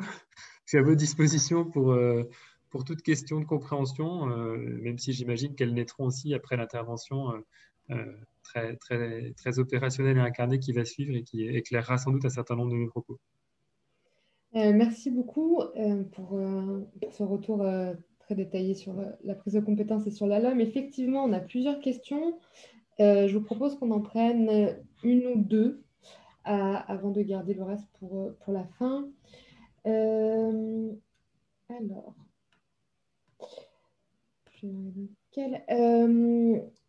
donc il y avait des questions assez pratico-pratiques, surtout pour donc, comment s'organiser pour le plan de mobilité simplifié. Est-ce qu'il y a un outil disponible, une version, quelque chose sur lequel on peut s'appuyer? Alors oui, je pourrais vous les envoyer, ou je peux même le mettre le lien dans le chat d'ailleurs tout à l'heure. Il y a des productions CEREMA réalisées sur le sujet sous forme de guides et de fiches techniques très opérationnelles qui sont soit sorties il y a quelques semaines pour l'une d'entre elles et l'autre est en train d'être maquettée ou peut-être même sortie ces jours derniers. Mais je vous envoie les liens. Effectivement, il y a des dispositifs gratuits d'accompagnement méthodologique à votre disposition. Et puis je suppose que les cellules régionales en sont le relais, tout à fait. En sont le relais, ouais. Que nous verrons d'ailleurs demain.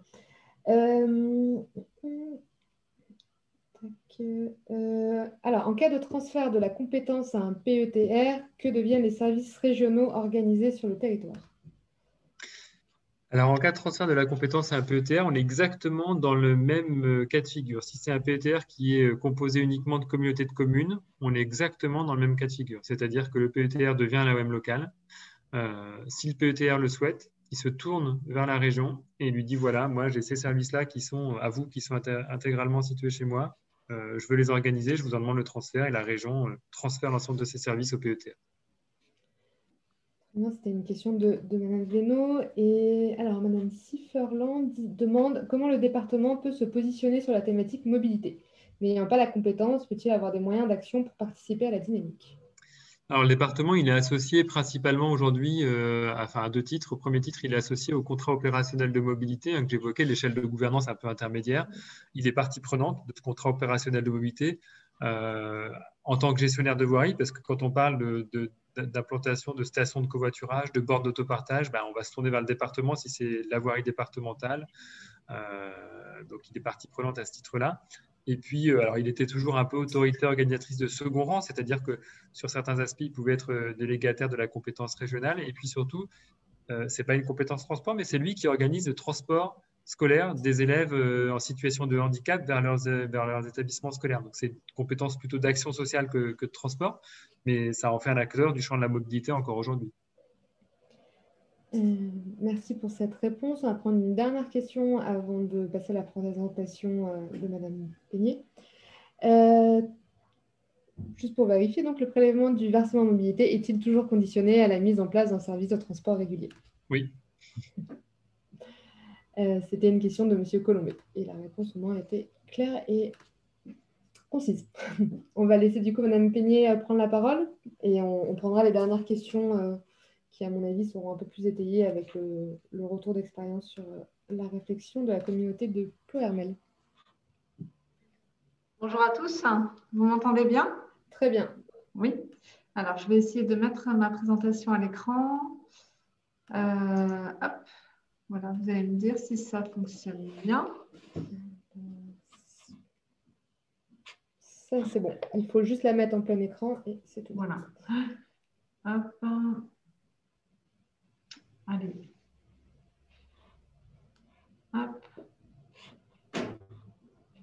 En quelques secondes. Voilà, normalement, vous voyez la présentation en plein écran. Voilà. C'est parfait. Bonjour à tous. Donc, moi, je suis Fabienne Peigné. Je suis directrice générale adjointe à Ploërmel Communauté. Et donc, je vais essayer de vous donner un retour d'expérience d'une façon concrète pour faire le lien avec ce qui a été présenté par M. Despeigny et M. Roux. Donc, en quelques mots, donc le territoire de Ploërmel Communauté est un territoire rural. Donc, pour le coup, c'était une illustration sur un milieu, un secteur peu dense. Donc, on est en Bretagne. On est, vous voyez la petite tache marron clair là sur le plan. On est sur l'axe entre Rennes et Lorient, avec un territoire composé de 30 communes. Et donc, une commune centre qui est Ploërmel, qui compte 10 000 habitants, pour un total de 43 000 habitants. Nos caractéristiques, c'est qu'on est sur un bassin d'emploi tendu. On a un taux de chômage qui est très bas. Ça expliquera certaines actions que je vais vous décrire. Donc, un taux de chômage à moins de 6%. Donc, un développement économique assez dynamique du fait de l'axe routier, notamment. En termes de population, donc la petite carte en bas à gauche, donc on voit voilà, des communes de petite taille, hein, la plus grosse 10 000 habitants, et on descend sur les toutes petites communes de 150 habitants. La densité, c'est la carte du milieu. Donc, vous voyez vraiment un territoire avec une centralité, alors une centralité mais excentrée plus sud-est, et des communes très peu denses, notamment sur la partie nord du territoire. Et la petite carte tout à droite sur les flux domicile-travail vous montre qu'il y a 3 polarités sur le territoire et donc des flux naturels vers ces polarités qui concentrent les emplois. Et ça ne fait pas figurer le domicile-travail qui vient vers le territoire, mais ils sont essentiellement sur la partie sud. Donc voilà, en quelques mots, un petit peu le profil du territoire. La mobilité comme fondement, juste pour la petite histoire, pour vous expliquer le fait que finalement, on n'a pas attendu la loi l'homme pour se poser des questions sur la mobilité, parce qu'on est une communauté de communes qui est née d'une fusion en 2017 entre 4 PCI. Et en fait, les élus communautaires ont mis la mobilité au cœur de l'élaboration des statuts de ce nouvel OPCI, en considérant que la mobilité était un pilier en fait, pour réussir cette fusion et développer l'ensemble du territoire. Donc, il y a 3 piliers fondamentaux, la centralité, la proximité, les mobilités. Et avec cette ambition d'essayer de rétrécir les distances entre communes et finalement de rendre plus attractives des petites communes par la mobilité pour les rendre accessibles et donner envie aux actifs de s'y installer. Voilà.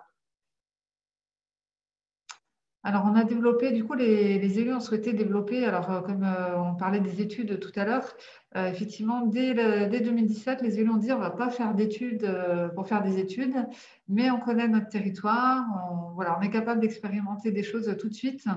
en se donnant le droit d'ajuster ou de se tromper, mais en tout cas, voilà, d'être dans l'expérimentation sur 2 à 3 ans pour tester différentes solutions de mobilité avec une communication et une démarche marketing appuyée. C'est-à-dire qu'on a créé, on a eu l'ambition en fait de faire comme un tissu urbain, donc d'avoir une marque pour le réseau de transport et cette marque de la décliner sur les différents services qui étaient mis en place et de communiquer vraiment voilà, autour de cette marque pour en faciliter l'appropriation par les usagers. Donc cette marque, c'est le RIV, donc on retrouve sur le petit logo que vous voyez à l'écran. Et donc on a décliné sur différentes actions qu'on avait dessinées plutôt autour de 2 axes, un axe emploi et solidarité et un axe tout public et territoire. Dans l'axe emploi et solidarité, on y met quoi? Eh bien, on y met le covoiturage domicile-travail. Je vais juste revenir sur chacune des actions très brièvement ensuite. Sur l'allocation de véhicules dédiés aux demandeurs d'emploi ou aux personnes en insertion professionnelle. Et aussi la promotion d'initiatives qui existaient sur le territoire, comme l'auto-école solidaire, etc. Et puis, dans notre axe tout public et territoire, on y a mis une expérimentation sur le covoiturage de proximité. Donc, c'est le covoiturage, mais en dehors du domicile-travail. Et puis, on a expérimenté, vous verrez, c'est la colonne vertébrale du transport régulier. Donc, ça, c'était assez ambitieux, parce qu'on est quand même sur un territoire à dominante rurale, encore une fois. Le déploiement de la location de vélos assistance électrique. Et puis, on avait en construction, déjà en projet avant cette fusion de communautés de communes, un projet d'aménagement d'un pôle d'échange multimodal qui constitue le point névralgique où vont se croiser les différents modes de mobilité proposés sur le territoire. Donc, vous voyez, on est sur voilà, quelque chose qui paraissait assez ambitieux, qui était perçu un petit peu comme un pari, voilà, un petit peu innovant sur un secteur rural où effectivement, si on regarde la desserte qui existait avant, on partait vraiment d'une page blanche. Donc, on est vraiment dans ce qu'on appelle les fameuses zones blanches de la mobilité, où on était effectivement traversé, desservi par une ligne régionale sur la partie sud, mais ça se limitait à peu près à ce dispositif. Donc, l'enjeu, ça a été de voir s'il était légitime, pertinent, d'aller plus loin et d'irriguer ce territoire rural de façon plus fine.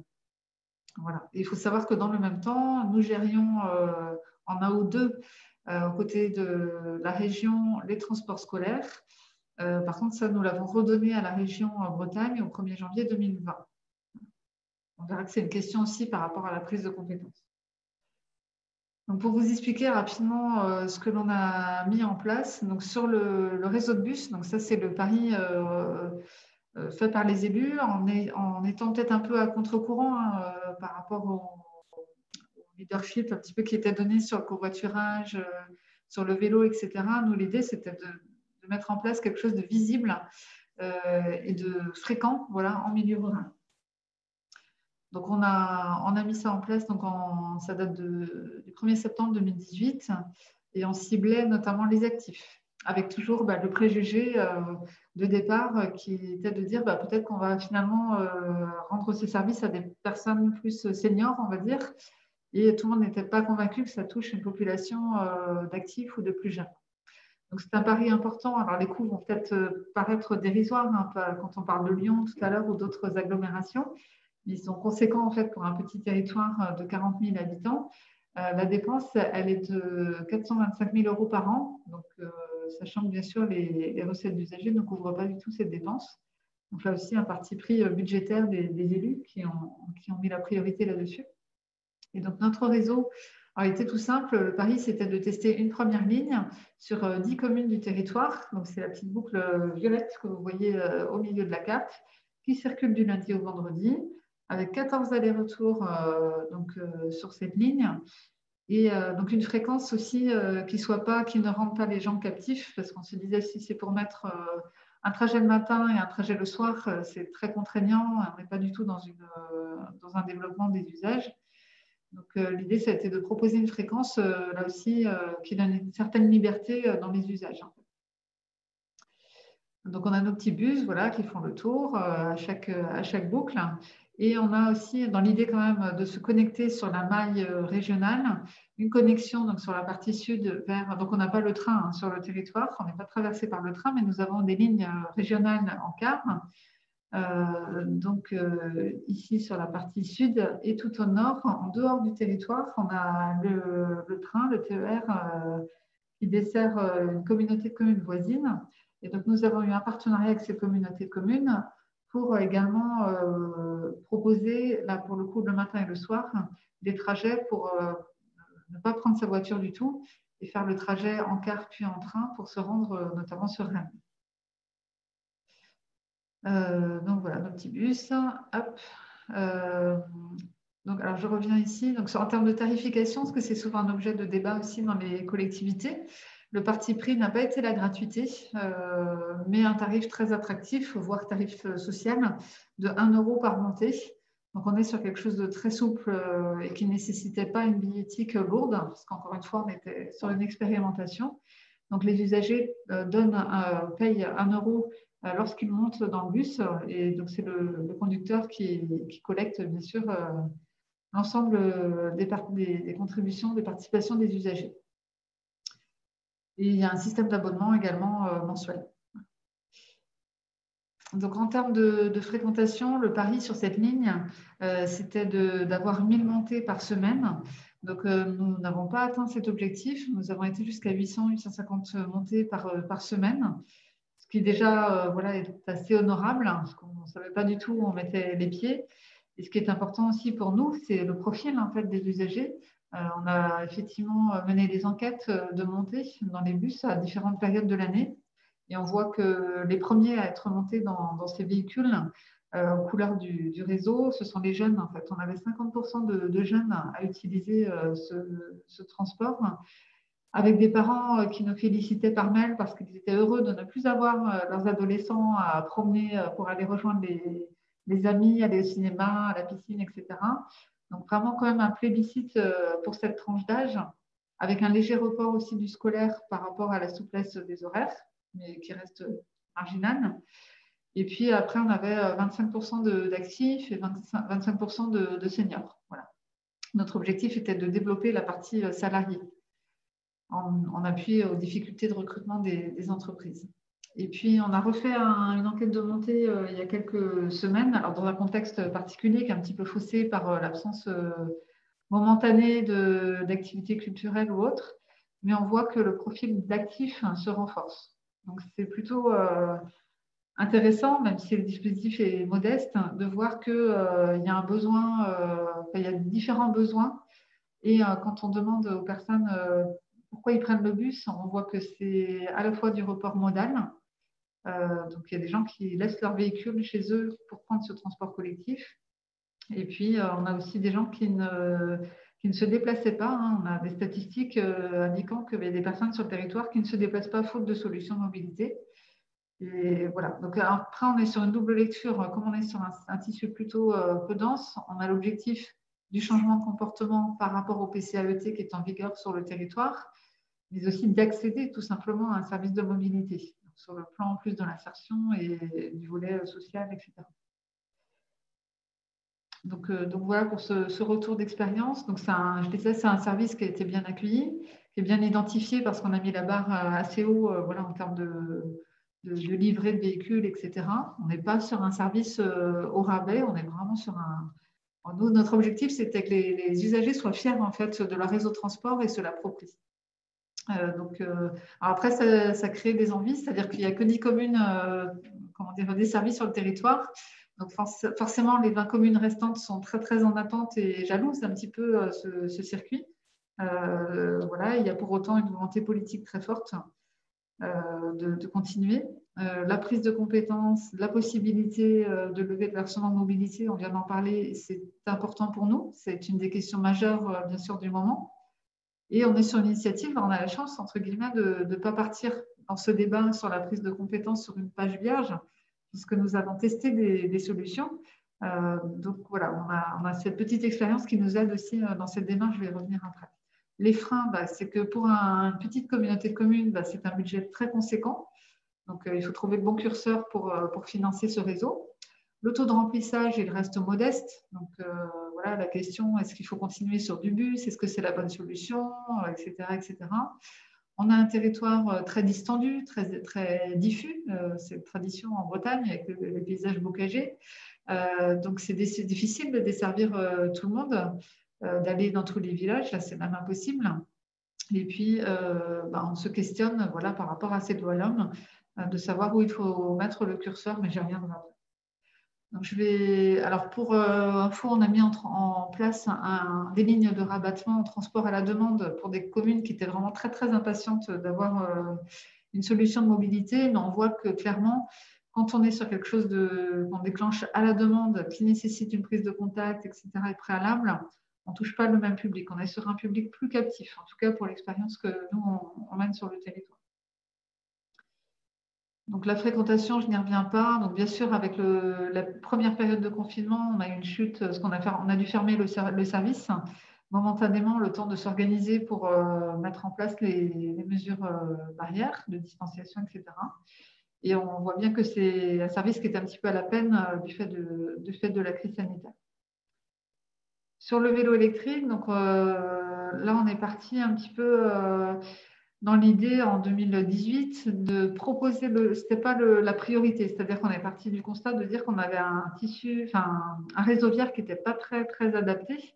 Donc, avant de donner, entre guillemets, des leçons auprès des usagers en disant il faut faire du vélo, on s'est dit il faut peut-être que nous aussi, on investisse sur les trajets possibles, praticables en vélo.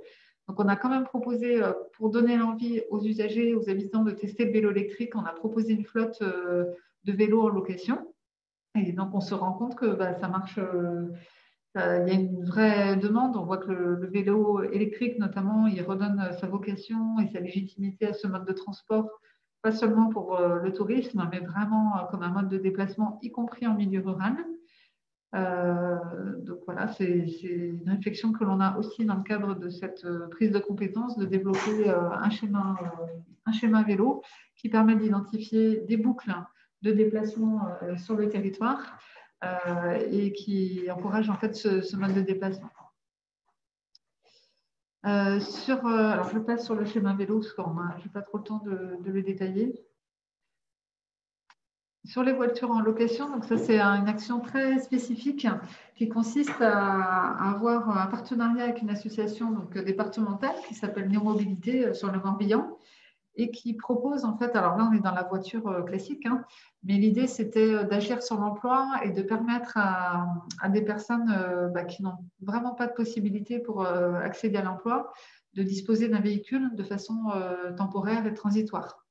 On va être sur une cible de personnes qui sont vraiment en accès au premier emploi, qui n'ont pas encore un premier salaire pour mettre en place un moyen de déplacement ou qui ont une panne sur un véhicule qu'ils ne peuvent pas financer, réparer.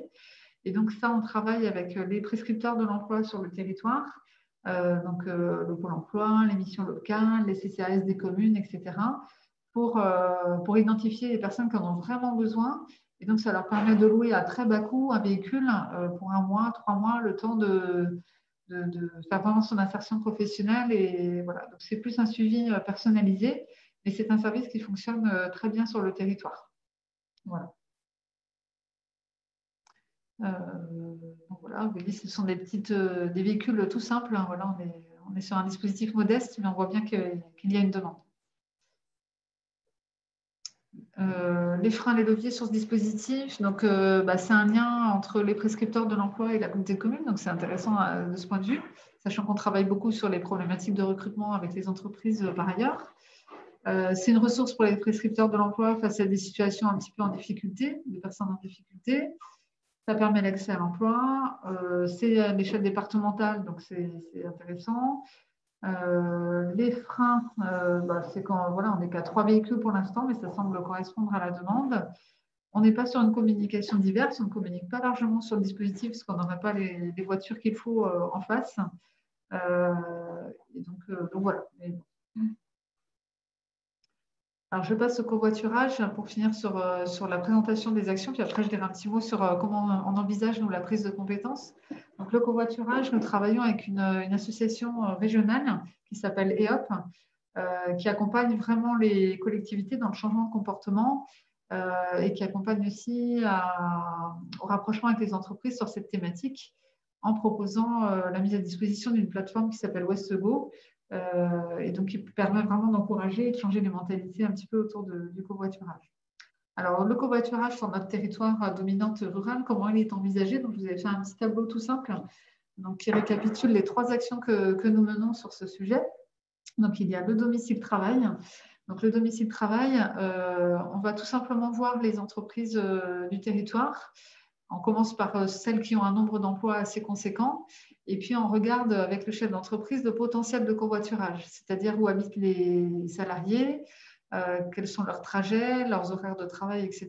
Et ça nous donne une analyse de potentiel qu'ensuite on peut animer en interne par le biais de communication interne en lien étroit, bien sûr, avec les services des ressources humaines pour montrer aux salariés comment marche la plateforme, comment on peut s'organiser, avec quels collègues on peut covoiturer, pourquoi pas avec quelle entreprise voisine, parce qu'on a également une démarche à l'échelle des parcs d'activités pour avoir une lecture la plus large possible.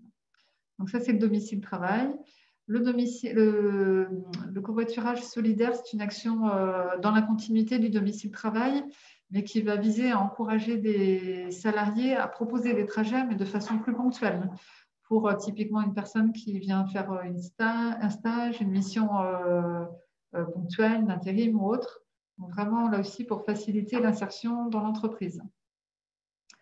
Et enfin, l'expérimentation covoiturage de proximité. Donc là, nous sommes 3 communautés de communes à être territoire d'expérimentation sur le covoiturage, alors qu'on appelle de proximité ou ultra local, on l'a appelé aussi, c'est-à-dire comment réintroduire le covoiturage dans sa vie courante, pas seulement pour aller au travail, mais pour aller faire ses courses, se rendre à une activité de loisir, se rendre à un rendez-vous médical ou autre.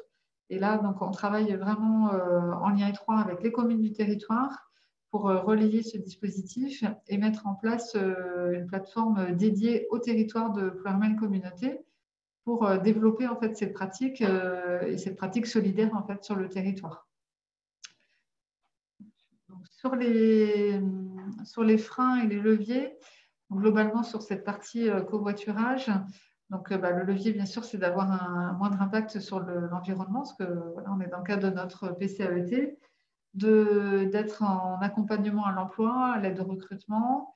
C'est aussi l'image des entreprises. On voit que les entreprises sont très sensibles quand même à toutes les solutions de mobilité que l'on peut proposer, notamment dans le cadre de la marque employeur, par exemple. L'idée, c'est aussi d'avoir des frais réduits pour les salariés. Et puis, c'est d'avoir un appui technique, puisque cette association EOP nous met à disposition de l'ingénierie. Ce n'est pas une plateforme froide, Internet, etc., sans vie, mais c'est vraiment un lien humain aussi et un contact direct, pas seulement par Internet, mais par le biais d'une plateforme téléphonique et un service dédié en fait, sur le territoire. Les freins, c'est que nous, on voit sur le territoire, en tout cas pour ce qui est du territoire rural que nous sommes, il y a une inertie. Elle est peut-être plus accentuée sur un territoire comme le nôtre. C'est-à-dire qu'on voit bien qu'il y a l'envie vraiment d'aller vers les changements de comportement, que les gens sont les entreprises et les usagers sont très à l'écoute de ces nouvelles pratiques de déplacement. Mais ça prend du temps parce que ça ne se voit pas par rapport à un réseau de bus, parce qu'il faut sensibiliser. Les gens sont habitués à prendre leur voiture en toute liberté, souvent seuls, il faut le dire, au volant. Et il faut faire évoluer les mentalités, donc ça prend un petit peu de temps. Et puis, le contexte de crise sanitaire perturbe un petit peu cette année cette communication qu'on essaie d'encourager en fait, sur le territoire. Et donc, je voulais vous faire un retour par rapport à la prise de compétences. Parce qu'effectivement, on a ces 2 années et demie d'expérimentation sur le territoire. Et puis, arrive juste cette loi LOM qui nous questionne et nous arrive à propos, parce que de toute façon, notre expérimentation, elle s'achevait au bout de 3 ans. Et donc, il nous oblige à nous poser la question de ces prises de compétences. Donc, nous, ce que l'on a fait, bien sûr, on fait le bilan régulièrement avec les élus communautaires sur ces expérimentations. Et on se fait accompagner par un bureau d'études qui va nous permettre de nous questionner, de prendre du recul en se disant, par rapport à ces actions qui sont menées, quels sont vraiment les bons curseurs, à quels besoins on veut répondre, comment on y répond, dans quel budget, en fait, on fait un mix de toutes ces questions-là On prend en considération les attentes de nombreuses communes qui aujourd'hui ne sont pas dans les actions, pas dans toutes les actions expérimentées sur le territoire. Donc, les attentes du territoire, quelles ressources on peut mettre en face?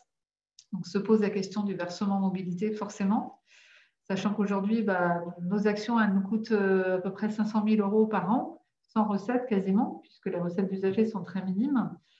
Par contre, si on veut développer le fameux RIFBUS que nous avons aujourd'hui sur le territoire, il ne nous faut pas 500 000 €, il nous faut 2 millions d'euros.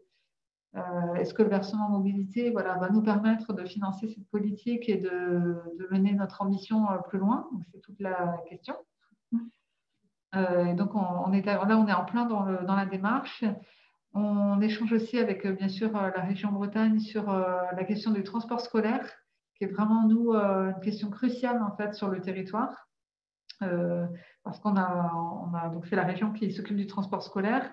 Il y a une crainte des usagers de voir ce transport scolaire beaucoup plus, très, très allégé en termes de chevelus, de desserte sur le territoire, et une attente forte, du coup, des usagers, mais des communes, pour voir maintenu, en fait, un réseau de transport scolaire ou un réseau de transport mixte qui permettent de garder une desserte attractive, en fait, sur les territoires.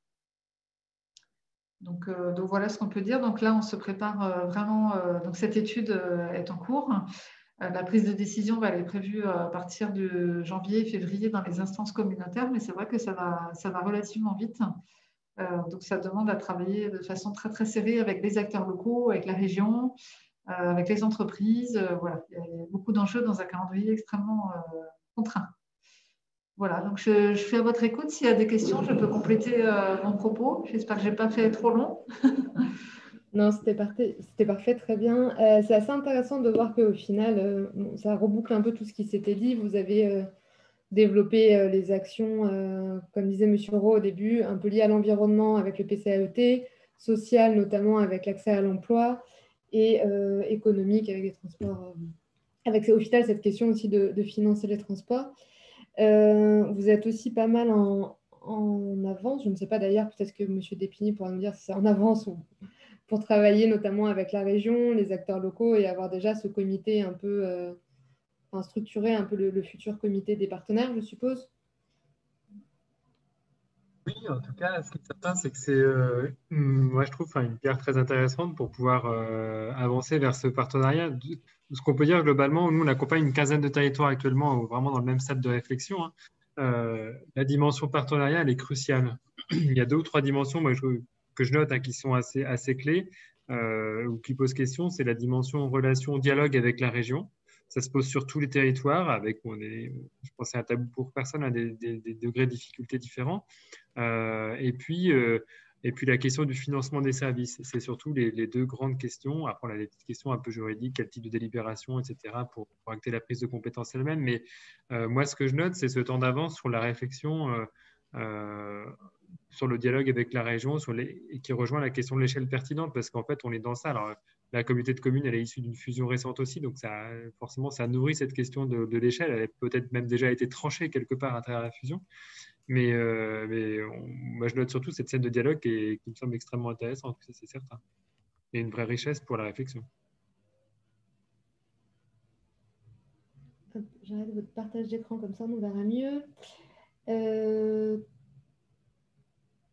Alors voilà, on a une question de M. Fouillet qui demande si la communauté de communes, au bout de cette étude, choisissait de ne pas prendre la compétence, que deviendraient les dispositifs qui sont au final des dispositifs un peu test?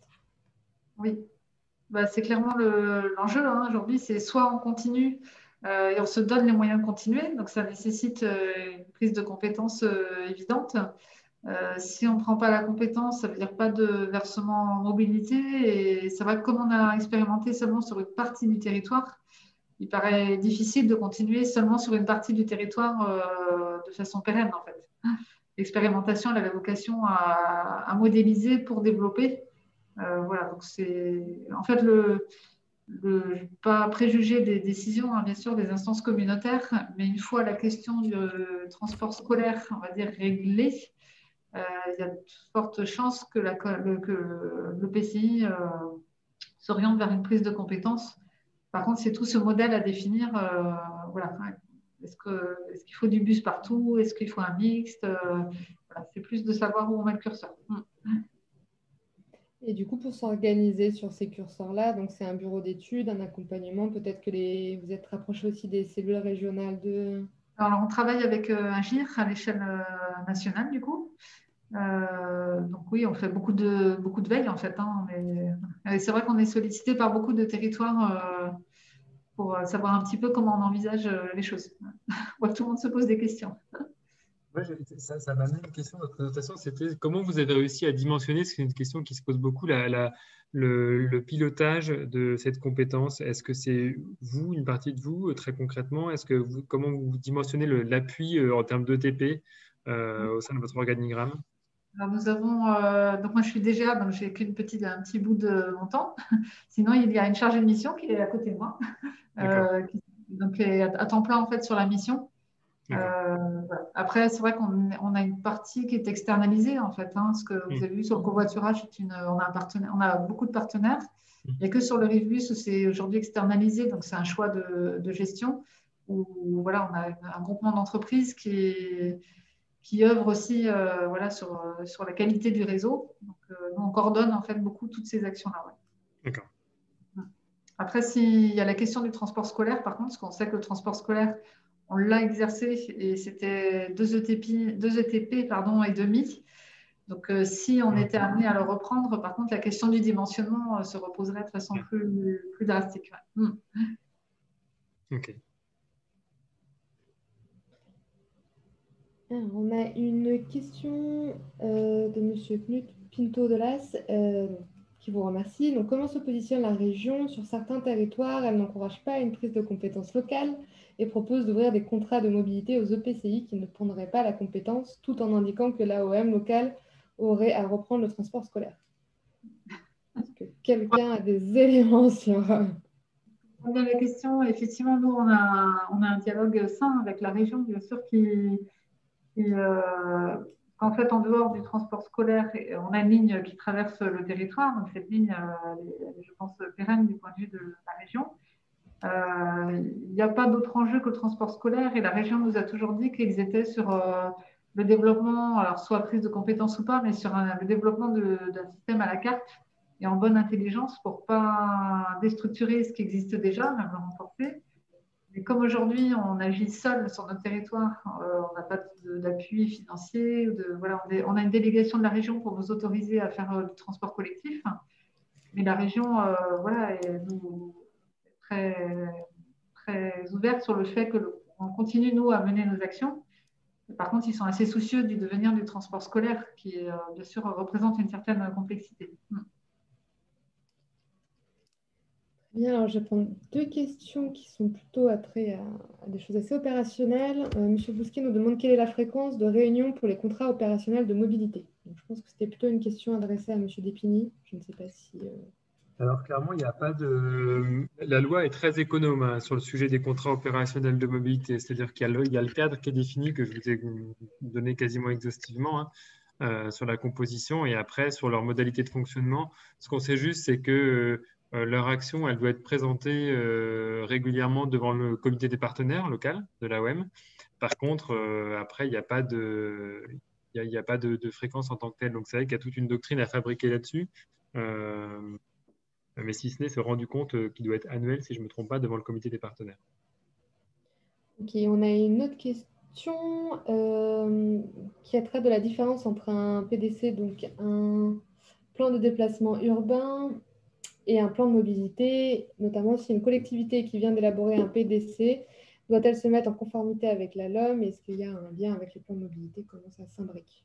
Je pense que c'est la question de M. Vigneron. Alors moi, je ne suis pas expert du sujet du tout, des plans de mobilité en tant que tel. Ce que je sais, c'est qu'il n'y a pas d'énormes changements entre le plan de déplacement urbain, le PDU et le plan de mobilité. Hein. Et de mémoire, si je ne me trompe pas, je crois que c'est au moment du renouvellement, enfin de l'élaboration de l'item de la phase suivante du plan de déplacement urbain qu'on glisse en plan de mobilité. Donc, il y a quelques objectifs en plus et puis une relation de compatibilité qui doit avoir évolué, je crois. Si je ne me trompe pas. Parfait, merci beaucoup. Je vais vous mettre le lien d'ailleurs sur les documents dont j'avais parlé tout à l'heure. Parfait, on les remettra sur la fiche. J'en profite aussi pour répondre aux 2 questions qui nous demandent si les présentations seront disponibles. Oui, elles seront, dès qu'elles me seront envoyées, je les mettrai en lien sur la fiche du webinaire avec la VOD parce qu'elle est enregistrée. On fera un joli montage pour que ça soit disponible pour tout le monde. Ok, alors une autre question de M. Fouillet. Pour la reprise ou non du transport scolaire par les communautés de communes devenues AOM, qui a le dernier mot? La communauté de communes ou la région? Excusez-moi, j'ai peut-être pas retrouvé mon parallèle. On nous demandait si pour la reprise ou non du transport scolaire par les communautés de communes devenues donc AOM, qui aurait les derniers mots? La communauté de communes ou la région? Alors, dans tous les cas, c'est vraiment à la demande de la communauté de communes, hein. Ça, c'est très clair. Et après, donc c'est la communauté de communes qui a le mot. Ce qui est sûr, c'est que ça c'est dans un calendrier qui est élaboré avec la région, hein. L'objectif, c'est pas de rompre un service en plein milieu d'année scolaire, hein. Ça, c'est complètement évident. Et puis après, le différent, il peut porter sur le transfert des charges. Et donc là, on a un mécanisme de commission locale qui peut être activé. Et puis, en dernier recours, décision du préfet. Donc, il y a toute une procédure qui est prévue par le Code des transports si jamais les discussions sont un petit peu plus compliquées.